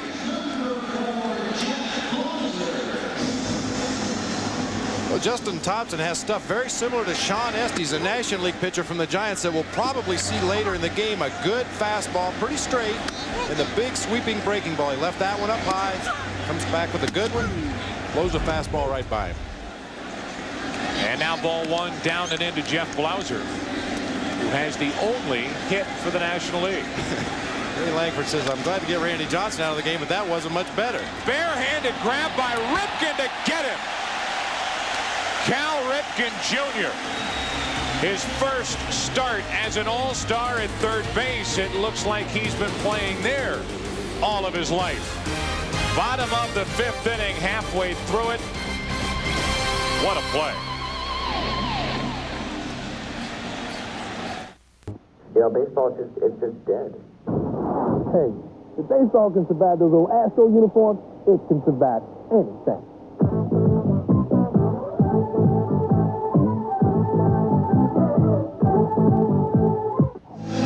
Into the bottom of the 5th inning, halfway through it, and now we get a number of changes. Moises Alou will take over in right field for Larry Walker. Chipper Jones is now in the game at third base, taking over for the starter Caminiti.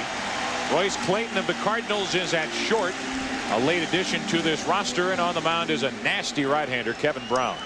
Boy, as bad as the left-handers do not want to face Randy Johnson, right-handers don't want anything to do with Kevin Brown. He cannot throw the baseball straight. Everything he throws is moving. Heavy sinker, hard slider, good changeup. Long-time American leaguer in Ripken, a 1-ball, 1-strike count. I think this Kevin Brown is one guy who really benefited from the change of leagues. Coming to the National League, more of a ground ball league. Murderous, heavy sinker, the best in the game. Not only a ground ball league, but a league in which the umpires are more inclined to give the low strike than the American League. A 1-1 to Ripken is right back up the middle into center for a leadoff hit. And Brown will be happy to leave Cleveland with all of his teeth.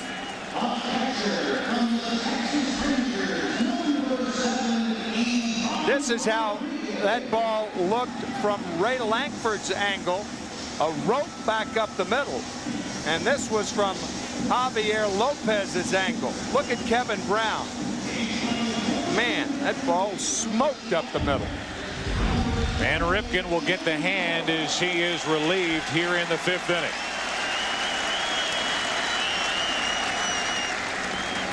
Ripken finished for the rest of the night, and in to run over at first base is Joey Cora.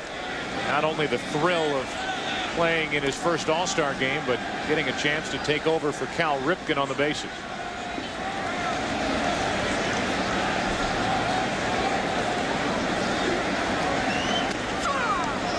Runner at first and a strike on Ivan Rodriguez. By the way, there's been a scoring change. There was no caught stealing when Piazza was out back in the 4th inning. Just a putout trying to advance. For those of you scoring at home, and a reminder, never score an All-Star game in ink. As we are finding out as we go along here this evening. 2 old battery mates facing one another. Ivan Rodriguez, Kevin Brown. And a 1-ball, 1-strike count on Rodriguez. And Rodriguez, in situations like this, very adept at going the other way, finding the hole with the first baseman Bagwell holding Cora close.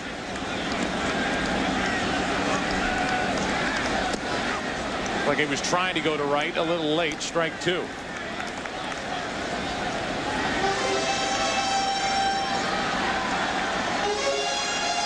You ever buy into that theory that because you caught a guy, you stand a better chance at the plate trying to hit him? I think you have a better idea, but a nasty sinker. Make pitches like that 1-1 pitch that Brown made to Rodriguez. I don't care how much you know about a pitcher.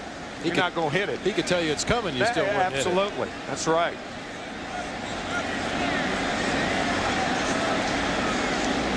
Two and 2 from catcher Cam, and a foul straight back.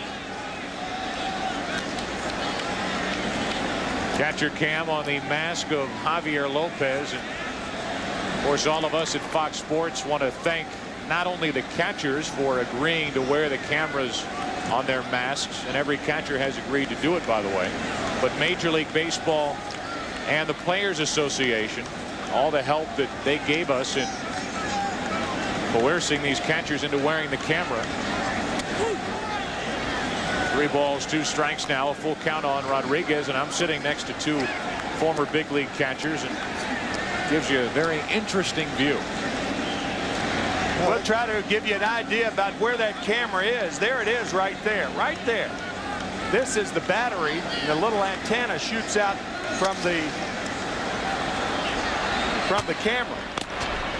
Rodriguez grounds out. The American League started the runner. Cora was going with a count of 3-2 on Rodriguez. And because of that, the American Leaguers stay out of the double play. Biggio took care of it, 1 out, as Rodriguez grounded out 4-3. Our Aflac trivia answer: only 3 players have won 2 All-Star Game MVP awards. They are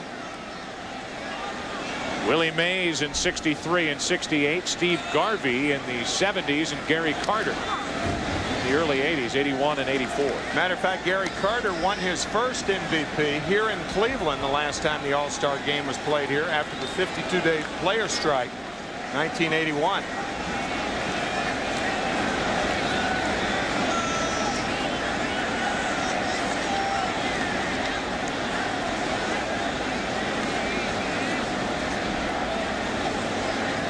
Roberto Alomar at the plate with a runner at second, 1 out.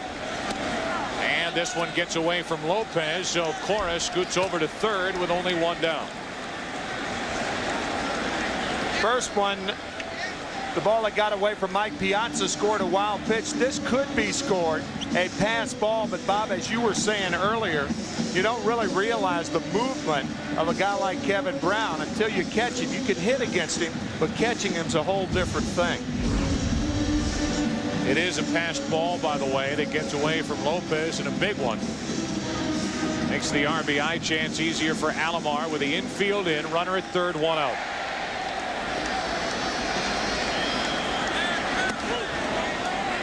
One and 2. It's particularly tough on the catchers because you're seeing such a variety of different pitchers as well, and different styles. Schilling, we mentioned, the 4-seam straight fastball. Now Brown comes in throwing the nasty sinker. Good play by Brown on the comebacker. Alomar grounds out 1-3. And that's the second out of the inning, as now each side is scoring opportunities with runners in scoring position and less than 2 out. A lot of ground balls when Kevin Brown's on the mound. Even though that sinker was up around the letters, the movement on the ball was back down, causing Roberto Alomar to hit the top half of the ball and tap it back to the mound.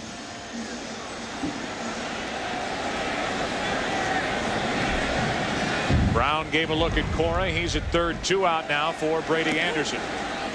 Ball 1. Brady has doubled. Did that in the third. He grounded out to second. Start the night offensively for the American League.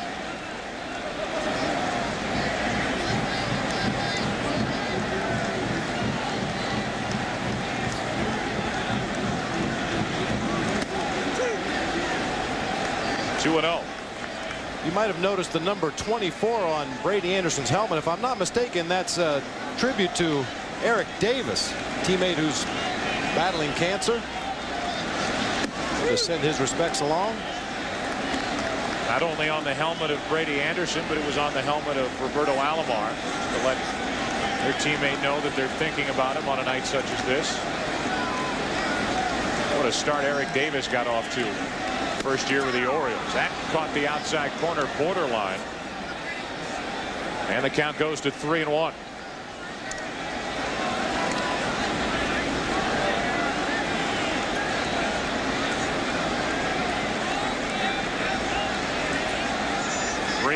And Anderson shoots one to left. Barry Bonds is waiting for it.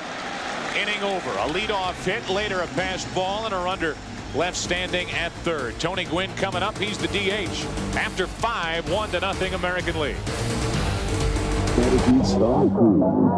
are you? I'm Alex. Nice to meet you. Can you imagine playing an All-Star game? That'd be awesome. Will you be a little nervous? Here's for you, buddy. Oh, thank you. In the Go. Saturdays at 12:30. Check local listings. Well, there is Thomas Leskitska from Parma Heights, Ohio. Thomas got to realize his baseball fantasy by winning a contest held by Major League Baseball, and In the Zone. The gang at In the Zone fulfills a new baseball fantasy every show. You can watch this Saturday to see more of Thomas's excellent adventure at the All-Star Game, and you can catch In the Zone every Saturday at 12:30 Eastern throughout the baseball season, right before baseball. Check your local listings for the time in your area.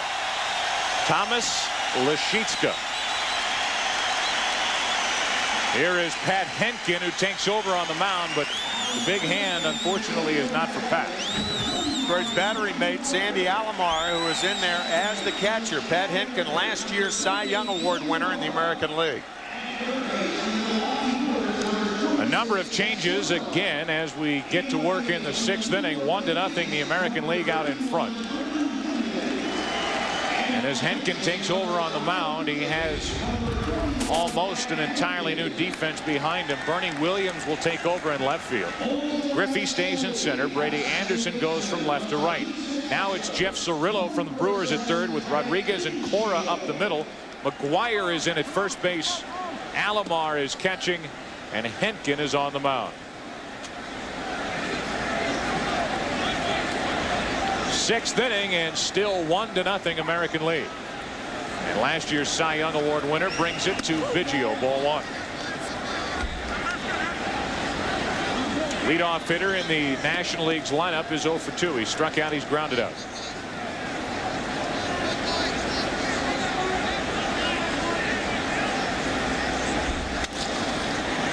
Craig pops it up to the right side for McGuire.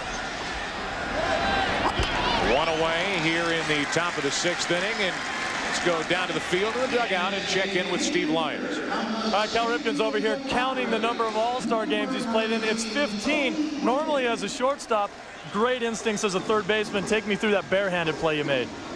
Well, I was playing a little bit deeper than maybe I should have, and I came in and I thought my only chance was to get in my position to throw the ball, which a bare hand allows you to get in position to throw the ball to first base. It was a risky play, but it worked out. Now, last year coming into this ball game, you guys were 6 back. This year, you're 7 up. Aside from an improved defensive infield, what are the differences in your ball club between this club and last? I think that's really easy to answer. In my opinion, the difference is our pitching. The pitching has carried us all the way in the first half. Without looking at the statistics, I think that our pitching has to be the best in the league. And when your pitching's the best in the league, you got a good chance to be in first place. All right, Cal, thanks a lot. You're welcome. Joe, you guys, back to you. Thank you, Steve. Thank you, Cal. 1 ball, 1 strike on Tony Gwynn. Fouled the first pitch away, now took a ball. 394 is the average during the regular season. A little past the midway point, and Gwynn grounds to the right side for Cora. Just into the game to his left. Great play. Got it. He may have been wide-eyed coming in, but he is ready to play and took a hit away from Gwynn. Terrific play on both ends by Cora and McGuire. Yeah, McGuire's defensive prowess at first base gets overlooked a lot of times. Very adept at picking balls out of the dirt just like this. Joey Cora's momentum taking him down towards that right field corner. So 2 out, nobody on for the National League, and now Bond shoots one into left field for Bernie Williams, just into the game, and a quick and easy 1-2-3 inning for Henkin. Bottom of the 6th inning, American Leaguers bat, they lead by 1. Bottom of the 6th inning, the American Leaguers will come to bat, and a couple of changes for the National League as Steve Finley, a late addition to the roster, takes over in left for Barry Bonds. He of the Padres, and Tony Womack, the only representative from the Pittsburgh Pirates, is in at second. And on the mound is another guy. But if you don't know much about him now, be aware of just how good Pedro Martinez is. A 10-game winner with that ERA of 1.74. And 7 complete games. Just like his counterpart Pat Henkin, he also has 7 complete games. Bonds has the rest of the night off. Gwynn is the DH, so we'll have to wait and see there. For the most part, all of the changes in the lineup have been straight up. Alex Rodriguez is first up, with Griffey and McGuire to follow. Big inning here for Martinez. Good breaking ball, 0-2.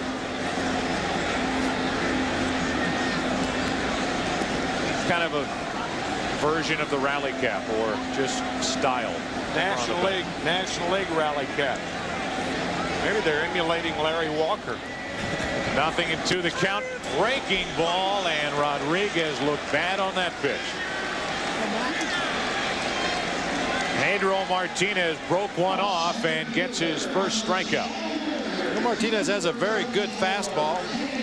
But when he throws that hard slider, the rotation is so tight, it's tough for a hitter to pick up that rotation. And by the time you do, the pitch has moved down and out over the outside corner. Yeah, the breaking ball Martinez uses to right-handers, and he has the best changeup to left-handers in the National League. So changeups to left-handers, sliders to right-handers. Now Junior looks at a ball up and away from Martinez. Ken has hit 30 home runs. There's the good changeup. There's a left-handed batter. 1 ball, 1 strike. Well, he'll use that fastball inside on right-handers and left-handers. He got a reputation early in his career as a headhunter, and has used it to his advantage because he has very good control at this stage of his career. As you mentioned, Tim, really 2 different pitchers. Fastball slider against the right-handers, fastball changeup against the lefties. And the 1-1 to Griffey. Off the hands, and strike 2. How about another Miller Time All-Star memory? 1980 at Dodger Stadium, Ken Griffey Sr. 5th inning, led off, hit a home run in a 4-2 win. Made him the game's MVP. And now here is Griffey Jr. And a pop-up on a changeup to the left side. Foul ball. Chipper Jones can't get there. And the count will stay 1-2. That's an idea of how good a changeup Pedro Martinez has. When you can make Ken Griffey Jr. look this bad, watch. That's a good changeup. Just to finish off our Miller Time All-Star memory, Junior has homered in 1992, and the Griffeys, the first father-son combo, be named MVPs of the All-Star game. 1 out, nobody on, and that's well hit into right field, but a little off the end of the bat for Moises Alou. 1 away. Make that 2 gone.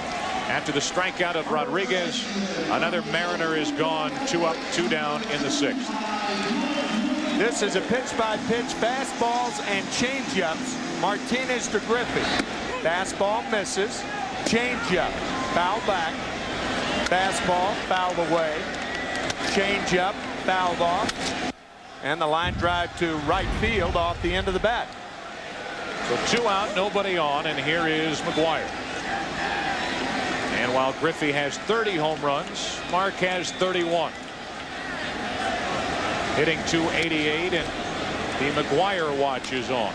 1 ball, 1 strike. People wondering if McGuire will finish out the season in Oakland with the A's, or if he will be dealt to a contending team to give them the most feared power hitter in baseball. Strike 2.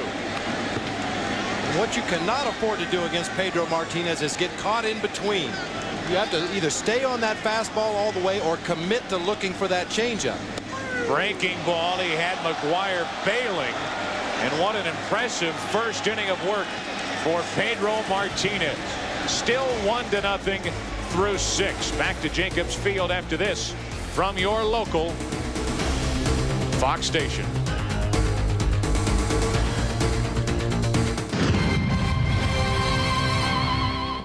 I'm Jill Chernikoff. Tonight, after the All-Star game, a look at why some baseball fans prefer the minors over the major leagues. And the battle over beach tags heats up at the shore after a New Jersey assemblyman proposes getting rid of them.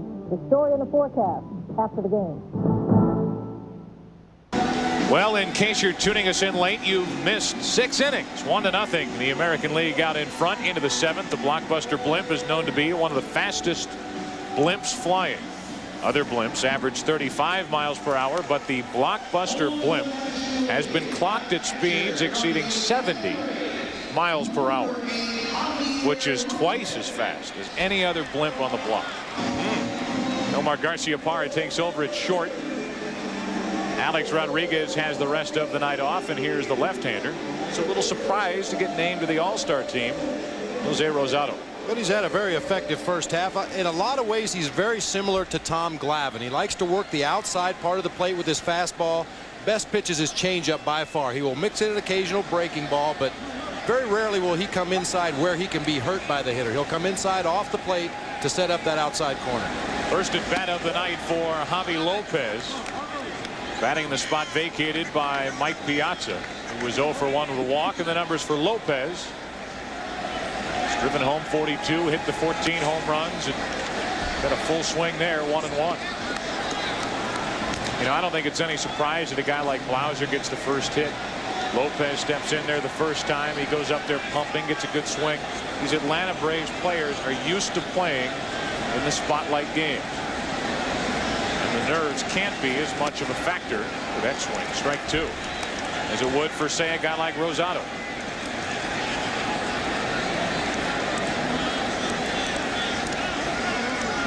The changeup is his out pitch, as we mentioned. He throws that big curveball to left-handers, a little tighter when more like a slider to right-handers. Try to run it in on their hands off the plate. But he lives on that outside corner.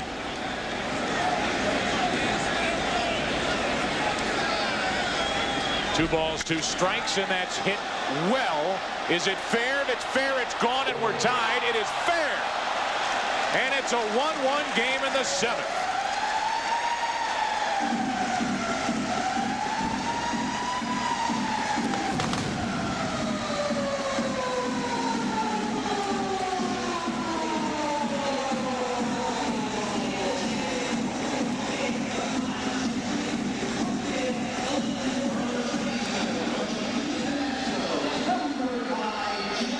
And changeup, one-handed, almost went over the foul pole. It missed by about 2 feet. Lopez knowing that if it's fair, it's gone. It hit the pole and bounced down. Hit about 2 feet from the top on that last rung of the foul pole. Bagwell, little pop-up to short, caught by Garciaparra. 1 away here in the 7th inning, and they come in fast with catcher Cam, and this one left even faster. And when you throw a changeup from the middle in, it's a pitch that a lot of hitters handle very well. A changeup on the outside part of the plate, your swing will go past the changeup as it approaches home plate. A changeup on the inside part of the plate, you will catch way out in front of home plate, and the only question was fair or foul. And by the way, you had such a good view of that ball down the line, because when the ball was hit, Sandy Alomar looked toward the line, and you saw the ball ringing off the foul pole. Here's Moises Alou, looks at one pitch and goes to right for a base hit. And the National League, who came into this inning with only 1 hit, now has 2 in the inning. A leadoff home run, a 1-out hit by Alou, and the go-ahead run is on.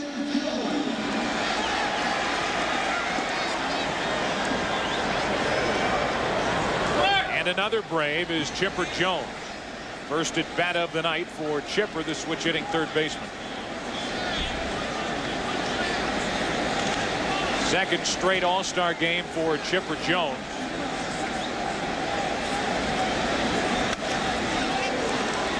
Strike 1 on Larry Wayne. a guy who didn't cry or pout about not winning the Rookie of the Year award in 1995 when he had 23 home runs and drove in 86.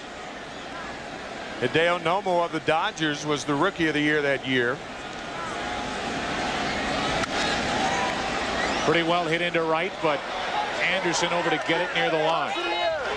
2 gone here in the 7th inning. And standing by with Tony Gwynn is our own Chip Caray. Tony, tough night tonight. What's going on in this All-Star thing? Well, for me, at least in All-Star games, I get abused regularly. So, you know, I had some pretty good hacks early in the game. That last at bat, I really, you know, Hinkin got my number. And so, you know, these are the best pitchers in the world. So you tip your cap and say, hey, we'll get them next time. Kind of tough to come 3,000 miles and get jammed a couple times. God, that last bat was like an 8-grainer. I hated to see it go, but there's some lucky fan up in the stands who'll take it home as a souvenir. I know you've been asked a million times the chase for 400. Could this be the year? Who knows? You know, I think so, but you know, we're gonna have to wait till we get to September to find out. Right now, you know, Larry's swinging a bat good. I feel like I'm swinging a bat good, but still so much of the season left that you can't really say you can or not. You have to really wait till you get to September and see. How about that Javier Lopez at bat? Would you critique that one for us? Well, you know, it's funny because he hits the ball out of the ballpark and he came around all the way around the bases. It sounded like to me he said he hit a changeup. I thought it was a breaking ball. So, but you know, that's usually what happens later in the game. Guys come in and get a chance to watch a few innings, get relaxed. And, you know, he had a real good at bat, and guys are having good at bats now. So hopefully we can put some more runs on the board. I think I'll take your word over Javier Lopez. It's Tony, a class act. Good luck. Thanks again for visiting. Thank you. Joe, back to you upstairs. All right, Chip. Well, I guess catchers think alike. You guys called changeup. It was a changeup, straight change. Might be the first time in Tony Gwynn's life he's been wrong about a pitch. You can understand it with the view he had. Yeah, right.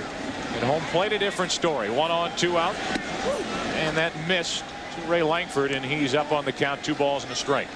That's not unusual for a hitter to come back to the bench, though, and not know what the pitch was that he hit for a home run. Sometimes a hitter gets so locked in, you just look for the baseball. It doesn't matter if it's straight, if it's fast, if it's slow, if it's breaking. You're locked into that baseball. There's a good pitch from Rosado, 2-2. So Javier Lopez, in his only at bat so far, goes deep. A leadoff home run to tie it. A 1-out hit by Alou. He's now at first with 2 out. And a 2-2 pitch from Rosado to Langford.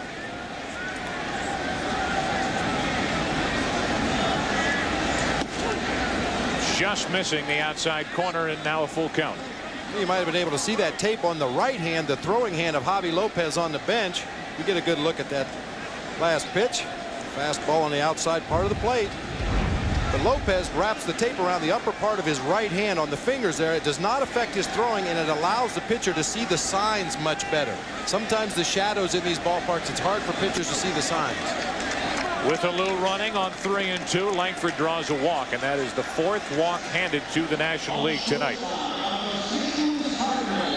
So it's 2 on with 2 out, and we'll tell you about intensity.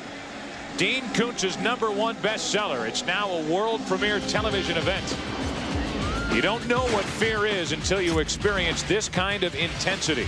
Coming Tuesday, August 5th to Fox. A lot of scary, more scary than that book into a movie on Fox. 2 on, 2 out for Royce Clayton. So from one Cardinal to another, and ball 1 high from Rosado.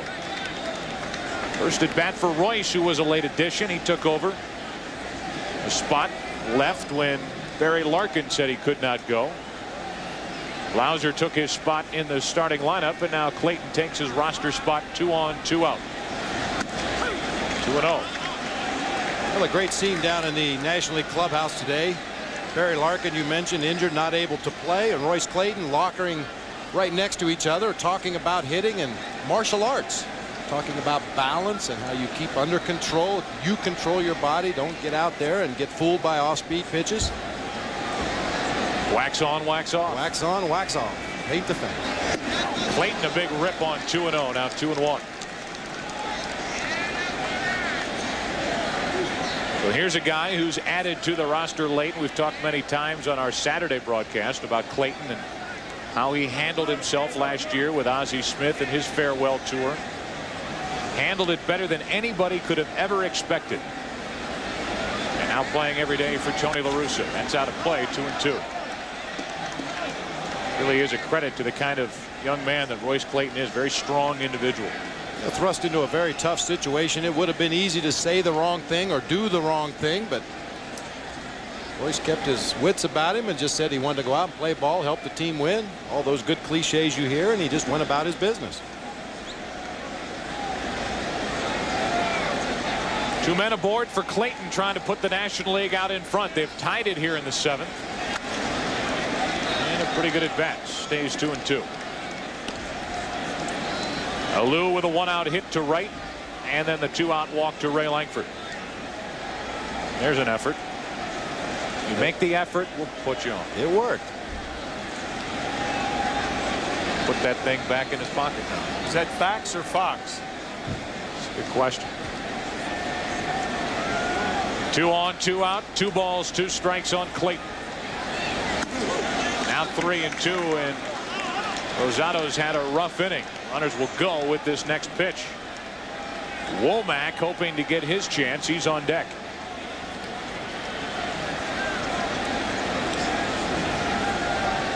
From Johnson to Clemens to Cone to Thompson to Henkin, now Rosado. And the first run of the night for the National League. They want more. Runners go, and inning over. Clayton chased it on 3-2, and the top of the 7th inning is history. Javi Lopez went deep. He's wearing catcher cam for us, and he gave it a blast into left field, down the line, off the foul pole to tie this game at 1.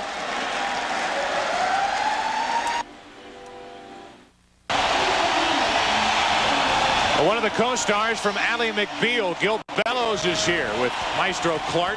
The show Rewind to his left, and Scott Baio also from Rewind. At the end of the row, and the Cleveland Indian faithful are cheering as Jim Thome steps in, his first at bat of the night. Batting for Edgar Martinez, and he took a ball low. One of the most likable guys in the big league. Facing the new left-hander, Sean Estes. 2-0. Mark Grace takes over at first base. Relieves Bagwell. And now Estes, a record of 12-2. One of the bigger surprises in baseball this season. Up the middle, Clayton to his left, wasn't hit all that hard, 1 away. I thought it was interesting how Thome found out he had made the All-Star team. He had gone to Cedar Point, an amusement park in Sandusky, Ohio, not far from Cleveland, with Matt Williams. They had taken their families to Cedar Point to ride the rides, and they called him on the cell phone while he was waiting in line to ride the roller coaster. You got the point. He did, however, leave his number, so I think he had a pretty good idea. The last man named to either All-Star squad. And definitely someone who deserved to be named. Here's Bernie Williams. Hitting .306, and bothered by the bad hamstring this season. First at bat of the night, and he takes ball 1 low. Bob, you mentioned Sean Estes, one of the bigger surprises, along with the San Francisco Giants, the Pittsburgh Pirates. Sean Estes almost was an Atlanta Brave. Braves tried to make the deal. Fred McGriff for Sean Estes last winter. Sean saying yesterday it would have given him a chance to go to a winner without realizing that the Giants would have such a great year this year, and certainly one of the big surprises in baseball, 6 games ahead in the National League West. 1-1 to Williams, misses, 2 balls and a strike. Dusty Baker has done a terrific job at San Francisco Giants ball club. And Sean Estes, as big a reason why they are sitting 6 games up in the NL West as anyone on that team. Late cut, 2-2.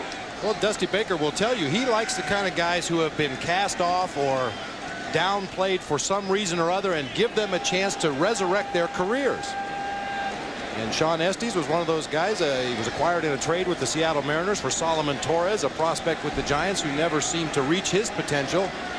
The Mariners felt the same way about Estes. Now Sean Estes finds himself pitching in the All-Star game.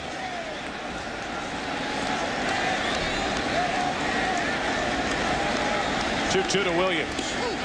wouldn't bite. Full count with 1 out, nobody on.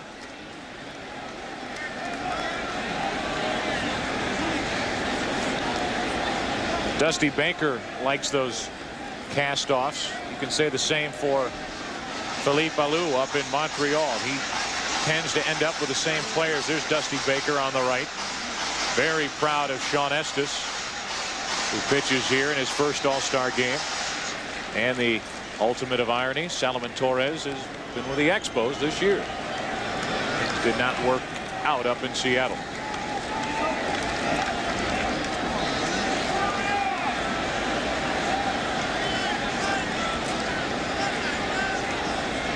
One out, nobody on, and the 3-2 to Bernie Williams.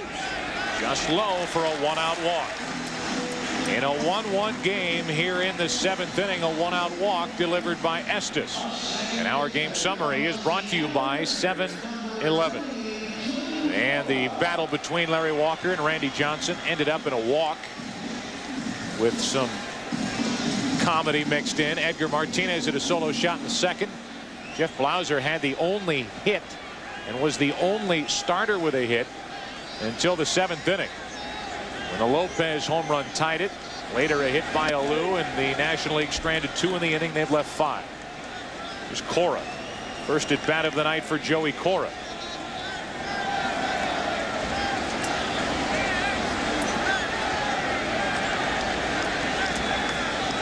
Giving the Mariners exactly what they need at the top of their lineup. He shoots one into left center field. Back near the wall is Finley. Williams will tag but not advance. 2 out in the inning. Little Joey Cora just got under it. And with 1 on, 2 out. Here's the 2nd out of the inning. Joey Cora not known for his power. Just got under that a little bit. Otherwise, he would have had that ball into the left field seats. If you can will it out of the ballpark, it would be in the seats right now. And a big round of applause for Sandy Alomar Jr. He has a 30-game hitting streak alive and well. And he takes a ball just outside from Estes. Only one other catcher in Major League history has hit consecutively in more games. That was Benito Santiago back in 1987. 1 on, 2 out. Alomar leading the league in hitting a 1-ball, 1-strike count as rain starts to fall here in the 7th inning. There's the streak, Sandy Alomar. The next man on the list is the top man on the list. Santiago is a rookie in '87.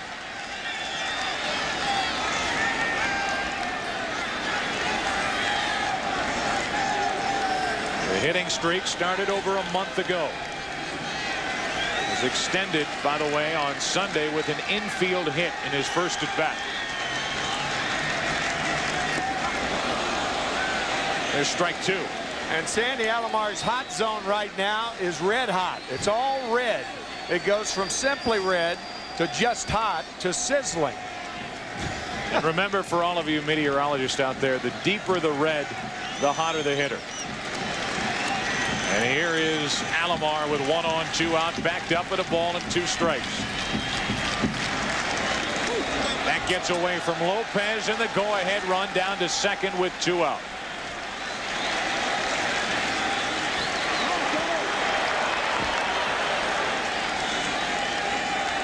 Lopez has been handcuffed a couple of times, Bob. Well, Sean Estes has a good fastball, but his best pitch and the toughest pitch for a catcher to handle is that big sweeping breaking ball, and Estes hangs on just a little bit too long. Well, the mask hit the ground there. That wasn't Javi, right? I hope not. No, he got rid of the mask. And the camera. 1 on, 2 out. Go ahead run at second for Alomar.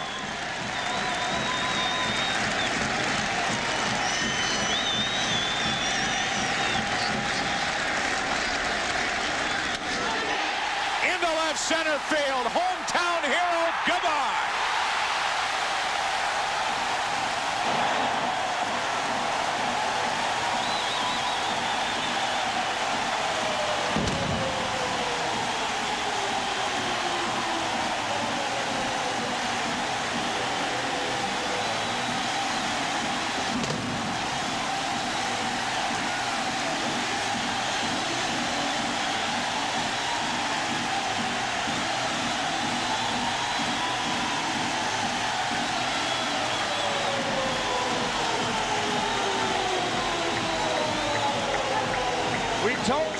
is hot, down and out over the plate.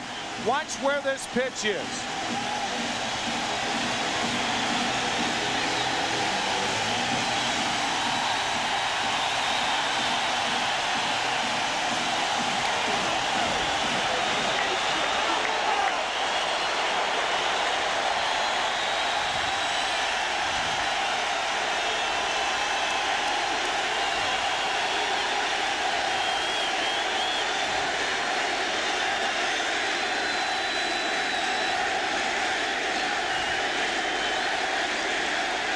Another look at it, a breaking ball from Estes, out over the plate and down, as Timmy said. Allows Sandy Alomar to get full extension, and the fans love it here in Cleveland. With a chant of MVP, few pay attention to the at-bat by Jeff Cirillo, including Sandy Alomar Jr. What a season, 1997 for Sandy Alomar Jr. 2 balls and a strike on Cirillo. What did his teammates think of the go-ahead home run?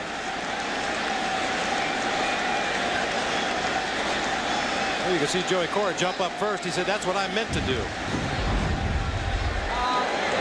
Alomar did it. It's 3-1 American League and a 3-1 count on Jeff Cirillo.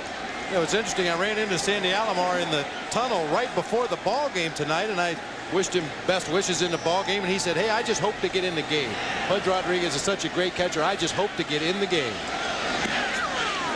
A strike and a full count on Cirillo. I guess this is the night of back rubs. He goes over and sits down, and his manager, Mike Hargrove, gives him a back rub. And Mike Hargrove's telling him, don't forget how you did that. Thursday in Minnesota.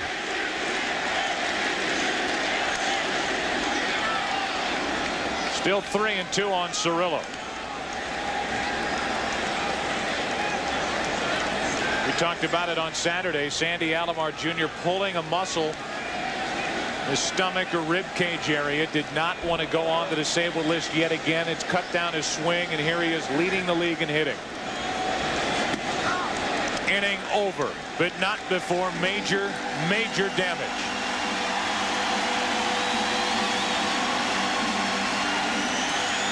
Sandy Alomar does it. After 7, 3-1 American League. Welcome back to the 8th inning here in Cleveland with the American League out in front 3-1. Action and adventure are alive and well on Fox this summer, while the other networks are showing reruns. You'll experience the passion, magic, and the mystery of Roar, an epic new series premiering this Monday at 9 Eastern, 8 Central here on Fox. 2 changes as we get to the 8th. Chuck Knobloch, one of the best defensively in the business, at second base, takes over from the Minnesota Twins, and not a bad setup guy, Randy Myers, to pitch the 8th. Well, the American League carrying 2 relievers on their roster. The National League only 1, Rod Beck. Randy Myers is one of the relievers on the American League club, along with Mariano Rivera. Randy Myers' numbers on the season: fastball, forkball, occasional slider to a left-hander, maybe a hand grenade once in a while. He likes to keep those hanging around in his locker. Randy Myers is not all there, and he'll be the first to tell you. Here's Tony Womack leading off in the 8th inning. So his first at bat is to face the left-hander Myers.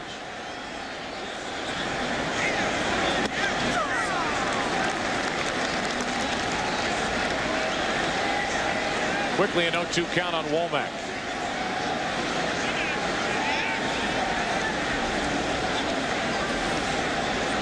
Leading off and wouldn't chase, 1-2.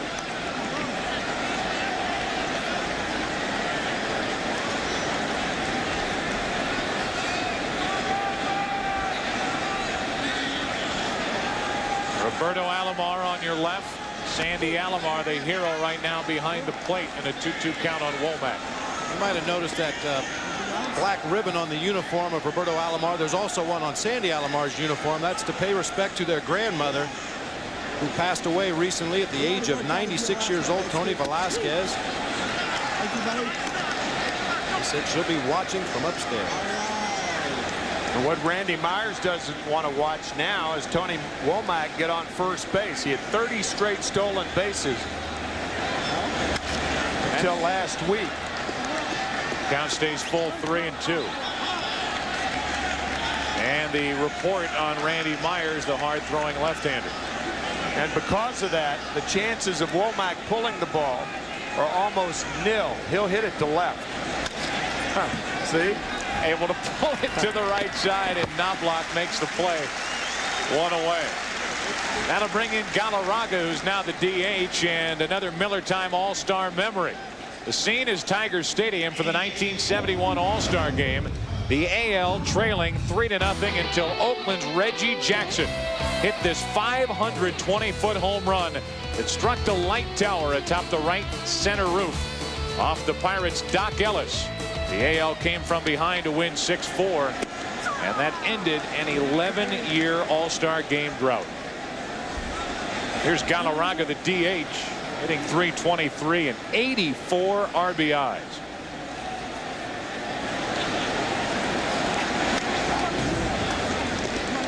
Quickly an 0-2 count. Earlier this season down at Pro Player Stadium in Miami on May 31st in the 4th inning against Kevin Brown, Andres Galarraga 529 feet into the very top deck, leading the Rockies to an 8-4 victory. But here, a little off balance and a punch out for Randy Myers, 2 gone here in the 8th inning. That's the one thing that has made Randy Myers much more difficult this year than in past years. Control of the changeup. For 8 years, all he threw was fastball, slider. And with Ray Miller as the pitching coach and doing such a remarkable job, that changeup has served him well this year. 2 out, nobody on for Finley. And all of this, you would imagine, in an effort to set up Mariano Rivera. So a bleak picture for the National League the final 2 innings. Myers has gone through the first 2 here in the 8th and now gets the pleasure of dealing with a left-hander. Strike 2. Talking about a guy in Randy Myers who has had a wonderful career, 30 or more saves for 5 different teams. Cincinnati, the Mets, San Diego, Chicago, and of course the Orioles. 1-2 on Finley. He was part of that nasty boys bullpen in Cincinnati along with Rob Dibble and Norm Charlton. That's quite a weapon for a manager to have 3 closers coming out of your bullpen. Ball and 2 strikes, and Finley wouldn't chase it. All that Cincinnati team did was sweep the highly favored Oakland Athletics in the 1990 World Series. 2-2. Finley stays alive. And when you talk last year about the New York Yankees, Joe Torre will tell you it was a 6-inning game. The opposition wasn't ahead after 6 innings. Mariano Rivera for 2 innings. John Wetland to save it in the 9th inning. Here's Mariano Rivera getting ready to save it for the American League, and of all people, Jose Rosado, who's given up the only run tonight. Myers strikes out Finley over the outside corner. We go into the bottom of the 8th inning. Griffey will bat. American League out in front by 2.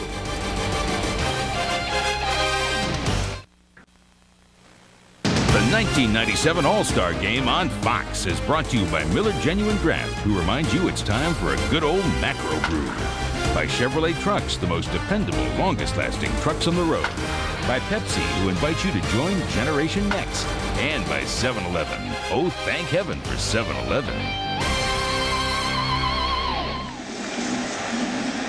Well, with the rain lightly falling here in Cleveland, a couple of changes for the National League as Charles Johnson, as good a defensive catcher as there is in baseball, takes over behind the plate, and he catches the right-hander Bobby Jones.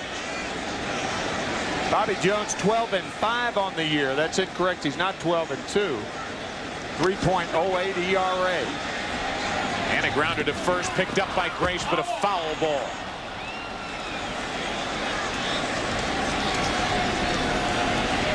So Brady Anderson will come back to the plate.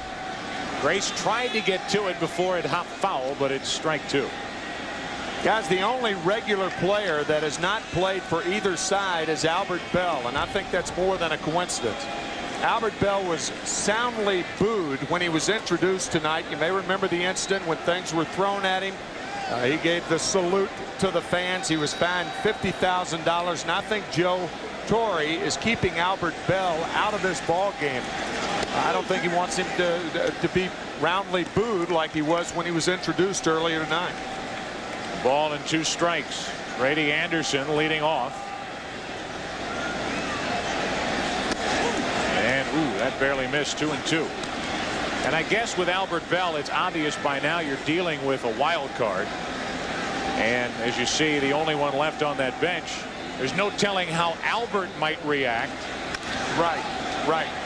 In response to how the fans might react. And because this is the All-Star game and because this is a celebration of the game of baseball, maybe Joe Torre, and it's pure speculation, doesn't want to take the risk. Yep. But he is the only one left.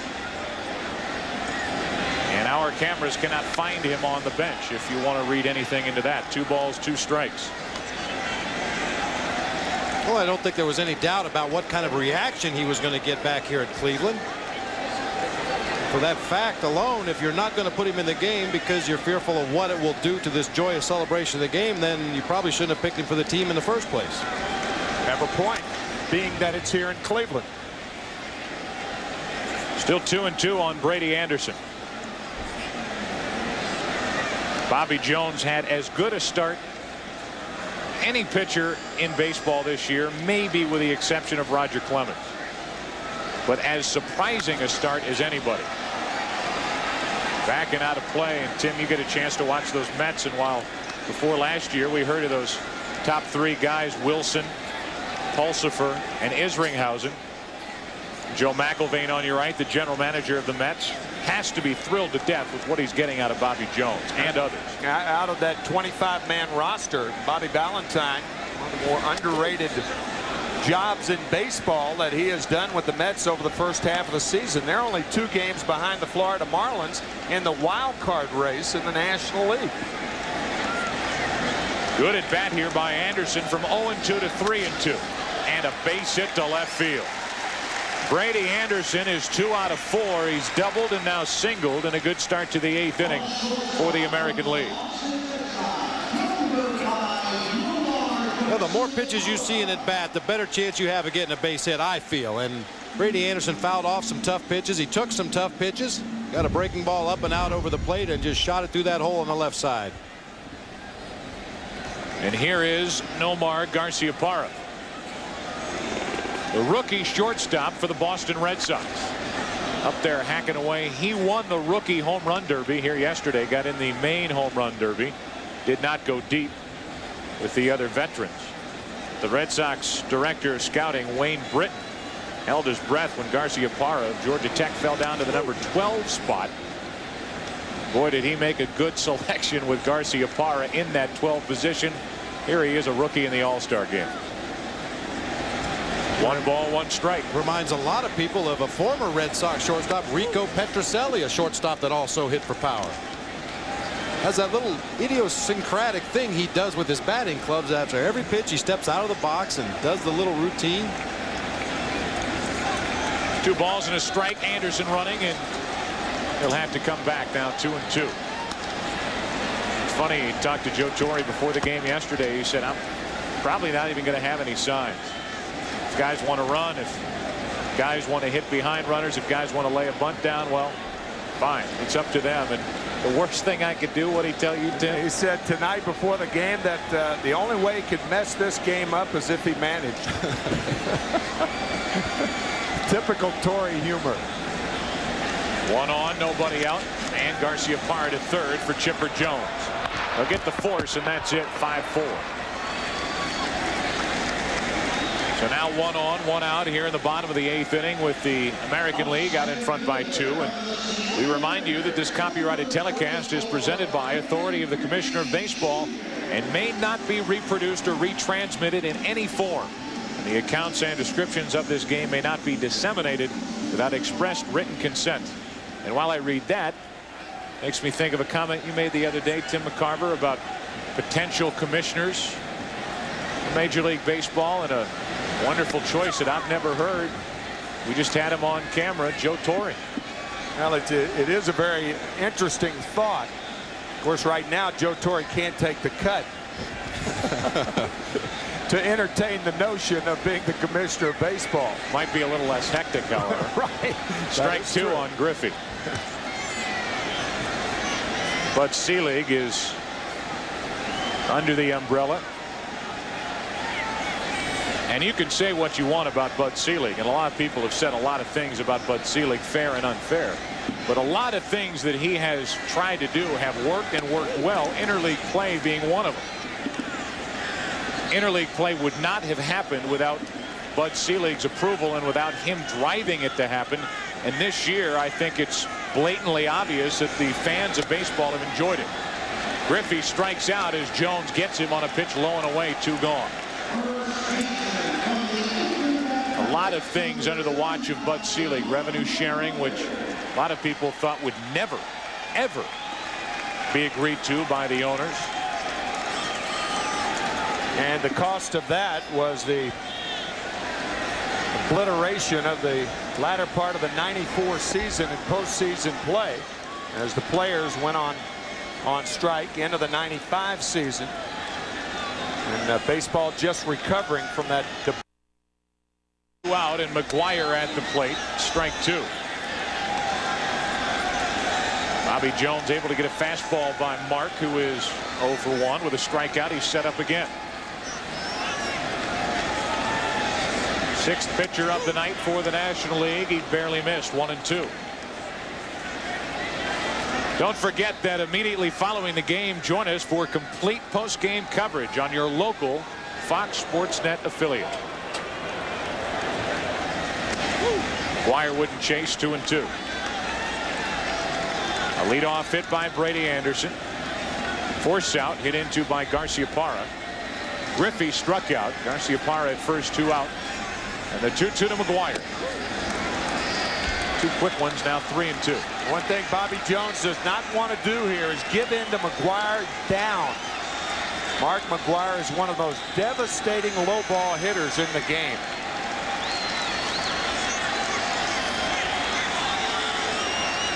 Runner will go. And he got him. McGuire is 0 for 2 with a pair of strikeouts, and we head into the 9th inning. Last chance for the National League.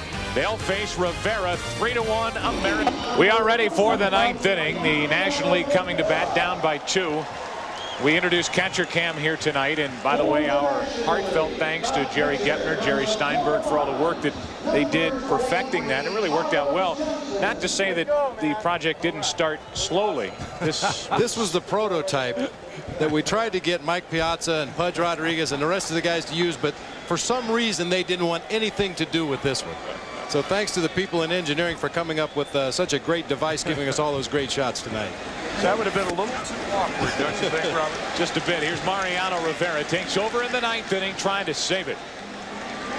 3-1, the American League out in front. And the numbers for Rivera. Some wondered if he could indeed become a big league closer after setting up last year. Well, he's done that about as well as you can. 0-2 quickly on Charles Johnson, first at bat. Look over the spot vacated by Todd Hundley, who's got a bad elbow. Barely missed. 1-2 from Rivera. Charles Johnson was at Shea Stadium on Sunday. He had planned to go to Bermuda with his wife.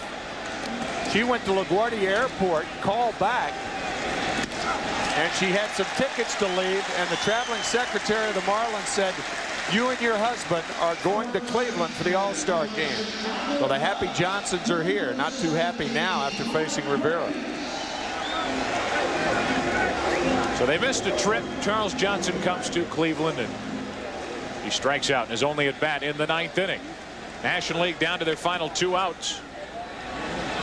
And the batter will be Mark Grace. He gets his first at bat. Strike 1. And for all of those National Leaguers who have heard tell of Mariano Rivera, here's your chance, and I hope that Mark brought another bat with him to Cleveland. Well, there's Cora Cam. Camcorder. He's going to take home some of his own memories of this All-Star game. By the way, a very good first inning of work for Randy Myers. Perfect with 2 strikeouts. To the right side, McGuire quickly 2 up. 2 down.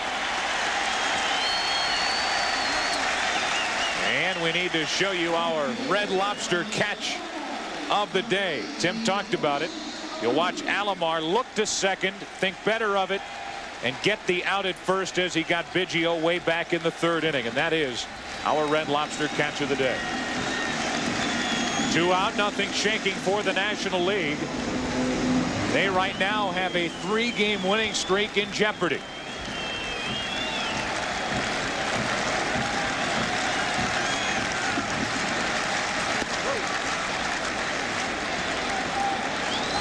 Moises Alou is the last hope for the National League. He is 1 for 1. Producer of tonight's game, John Filippelli. The director, Billy Webb. Ed Gorin, executive producer of Fox Sports, David Hill. Scott Ackerson produced the pregame show. Bill Brown, the senior producer with Fox Sports. Lance Garrett, Kathy Hunt, Carol Langley, Steve Horn, Barry Landis. Thanks to one and all who helped bring the 68th All-Star game to you. 2 balls and a strike with 2 out, nobody on here in the 9th inning. National League batting and down by 2.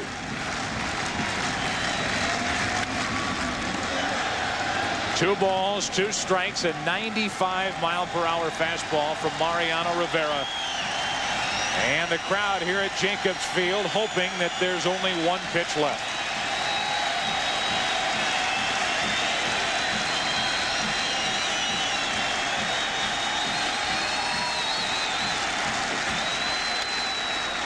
Ball game. The American League wins it 3-1. And who did it? Sandy Alomar Jr. Winning pitcher Rosado, losing pitcher Estes, and the save for Rivera. Fitting to have a shot of Sandy Alomar Jr. for that chest protector.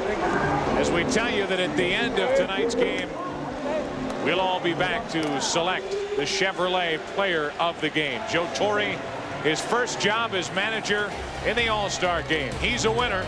The American League wins it 3-1. Back in a minute.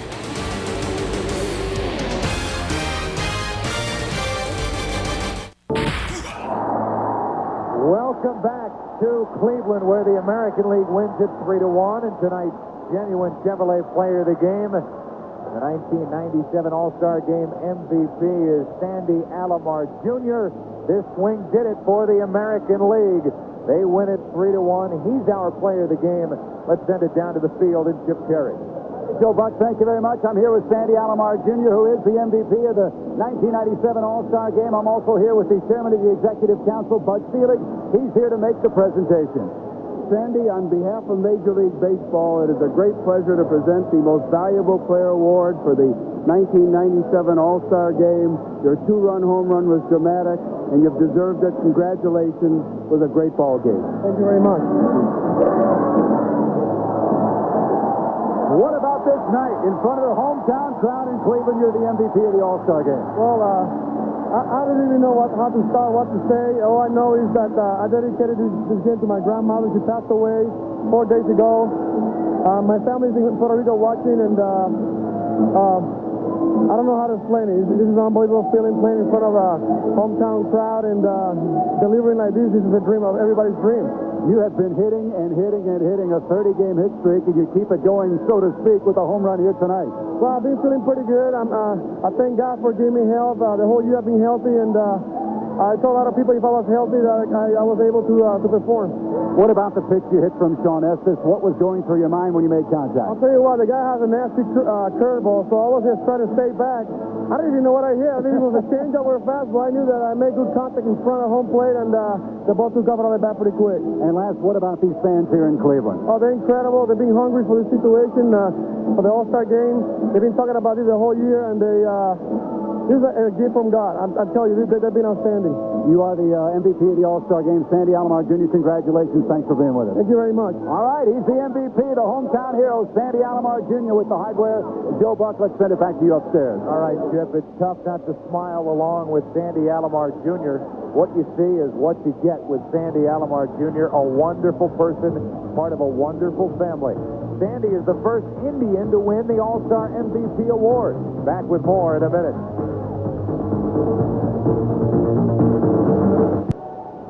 A 3-1 win for the American League. Standing by with another hometown hero, first baseman Jim Thome, is Steve Lyons. All right, we're down in the American League dugout with Indians. Jim Thome. Jimmy, you were a late addition to this ball club. You got to tell me what kind of feelings you had when you went to the plate with the ovation in front of the hometown crowd.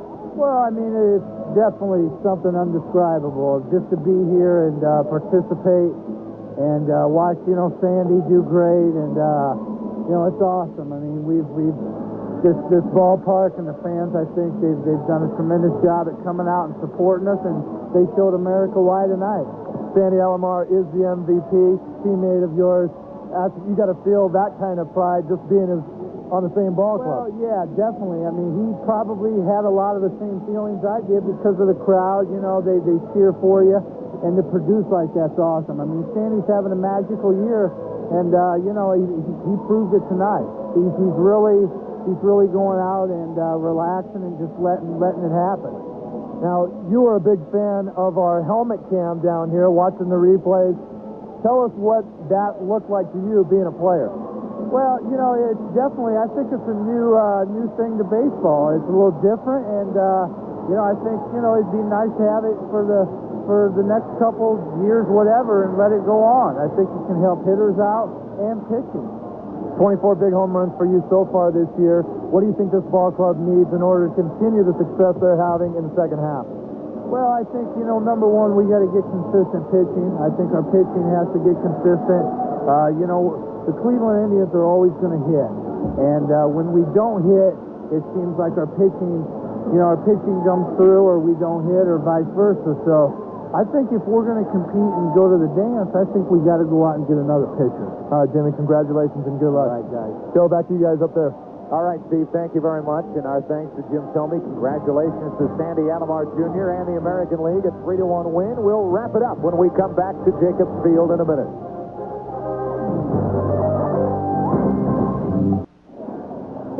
Well, we found out tonight that Mother Nature is a fan of the All-Star Game. The rain, for the most part, stayed away. And once again, our final score, the American League wins it 3-1 over the National League. Be sure to catch more exciting baseball action with Major League Baseball on FX. Friday, the Toronto Blue Jays take on the Boston Red Sox at 7 Eastern, 6 Central, or the Texas Rangers battle the Seattle Mariners at 7 Pacific. And don't forget to join us for Fox Saturday Baseball. See the surprising New York Mets taking on the Atlanta Braves, plus other regional action. Coverage begins at 12:30 Eastern, 11:30 Central with In the Zone. This is Joe Buck for Tim McCarver, Bob Brenly, Chip Carey, and Steve Lyons saying so long from Jacobs Field. Hope for more post-game. Remember, tune in to your local Fox Sports station. Hope you've enjoyed it from Jacobs Field in Cleveland, where the American League wins it 3-1, and the hometown hero, Sandy Alomar Jr., does it with a home run ball. Remember, more coming up on Fox Sports News.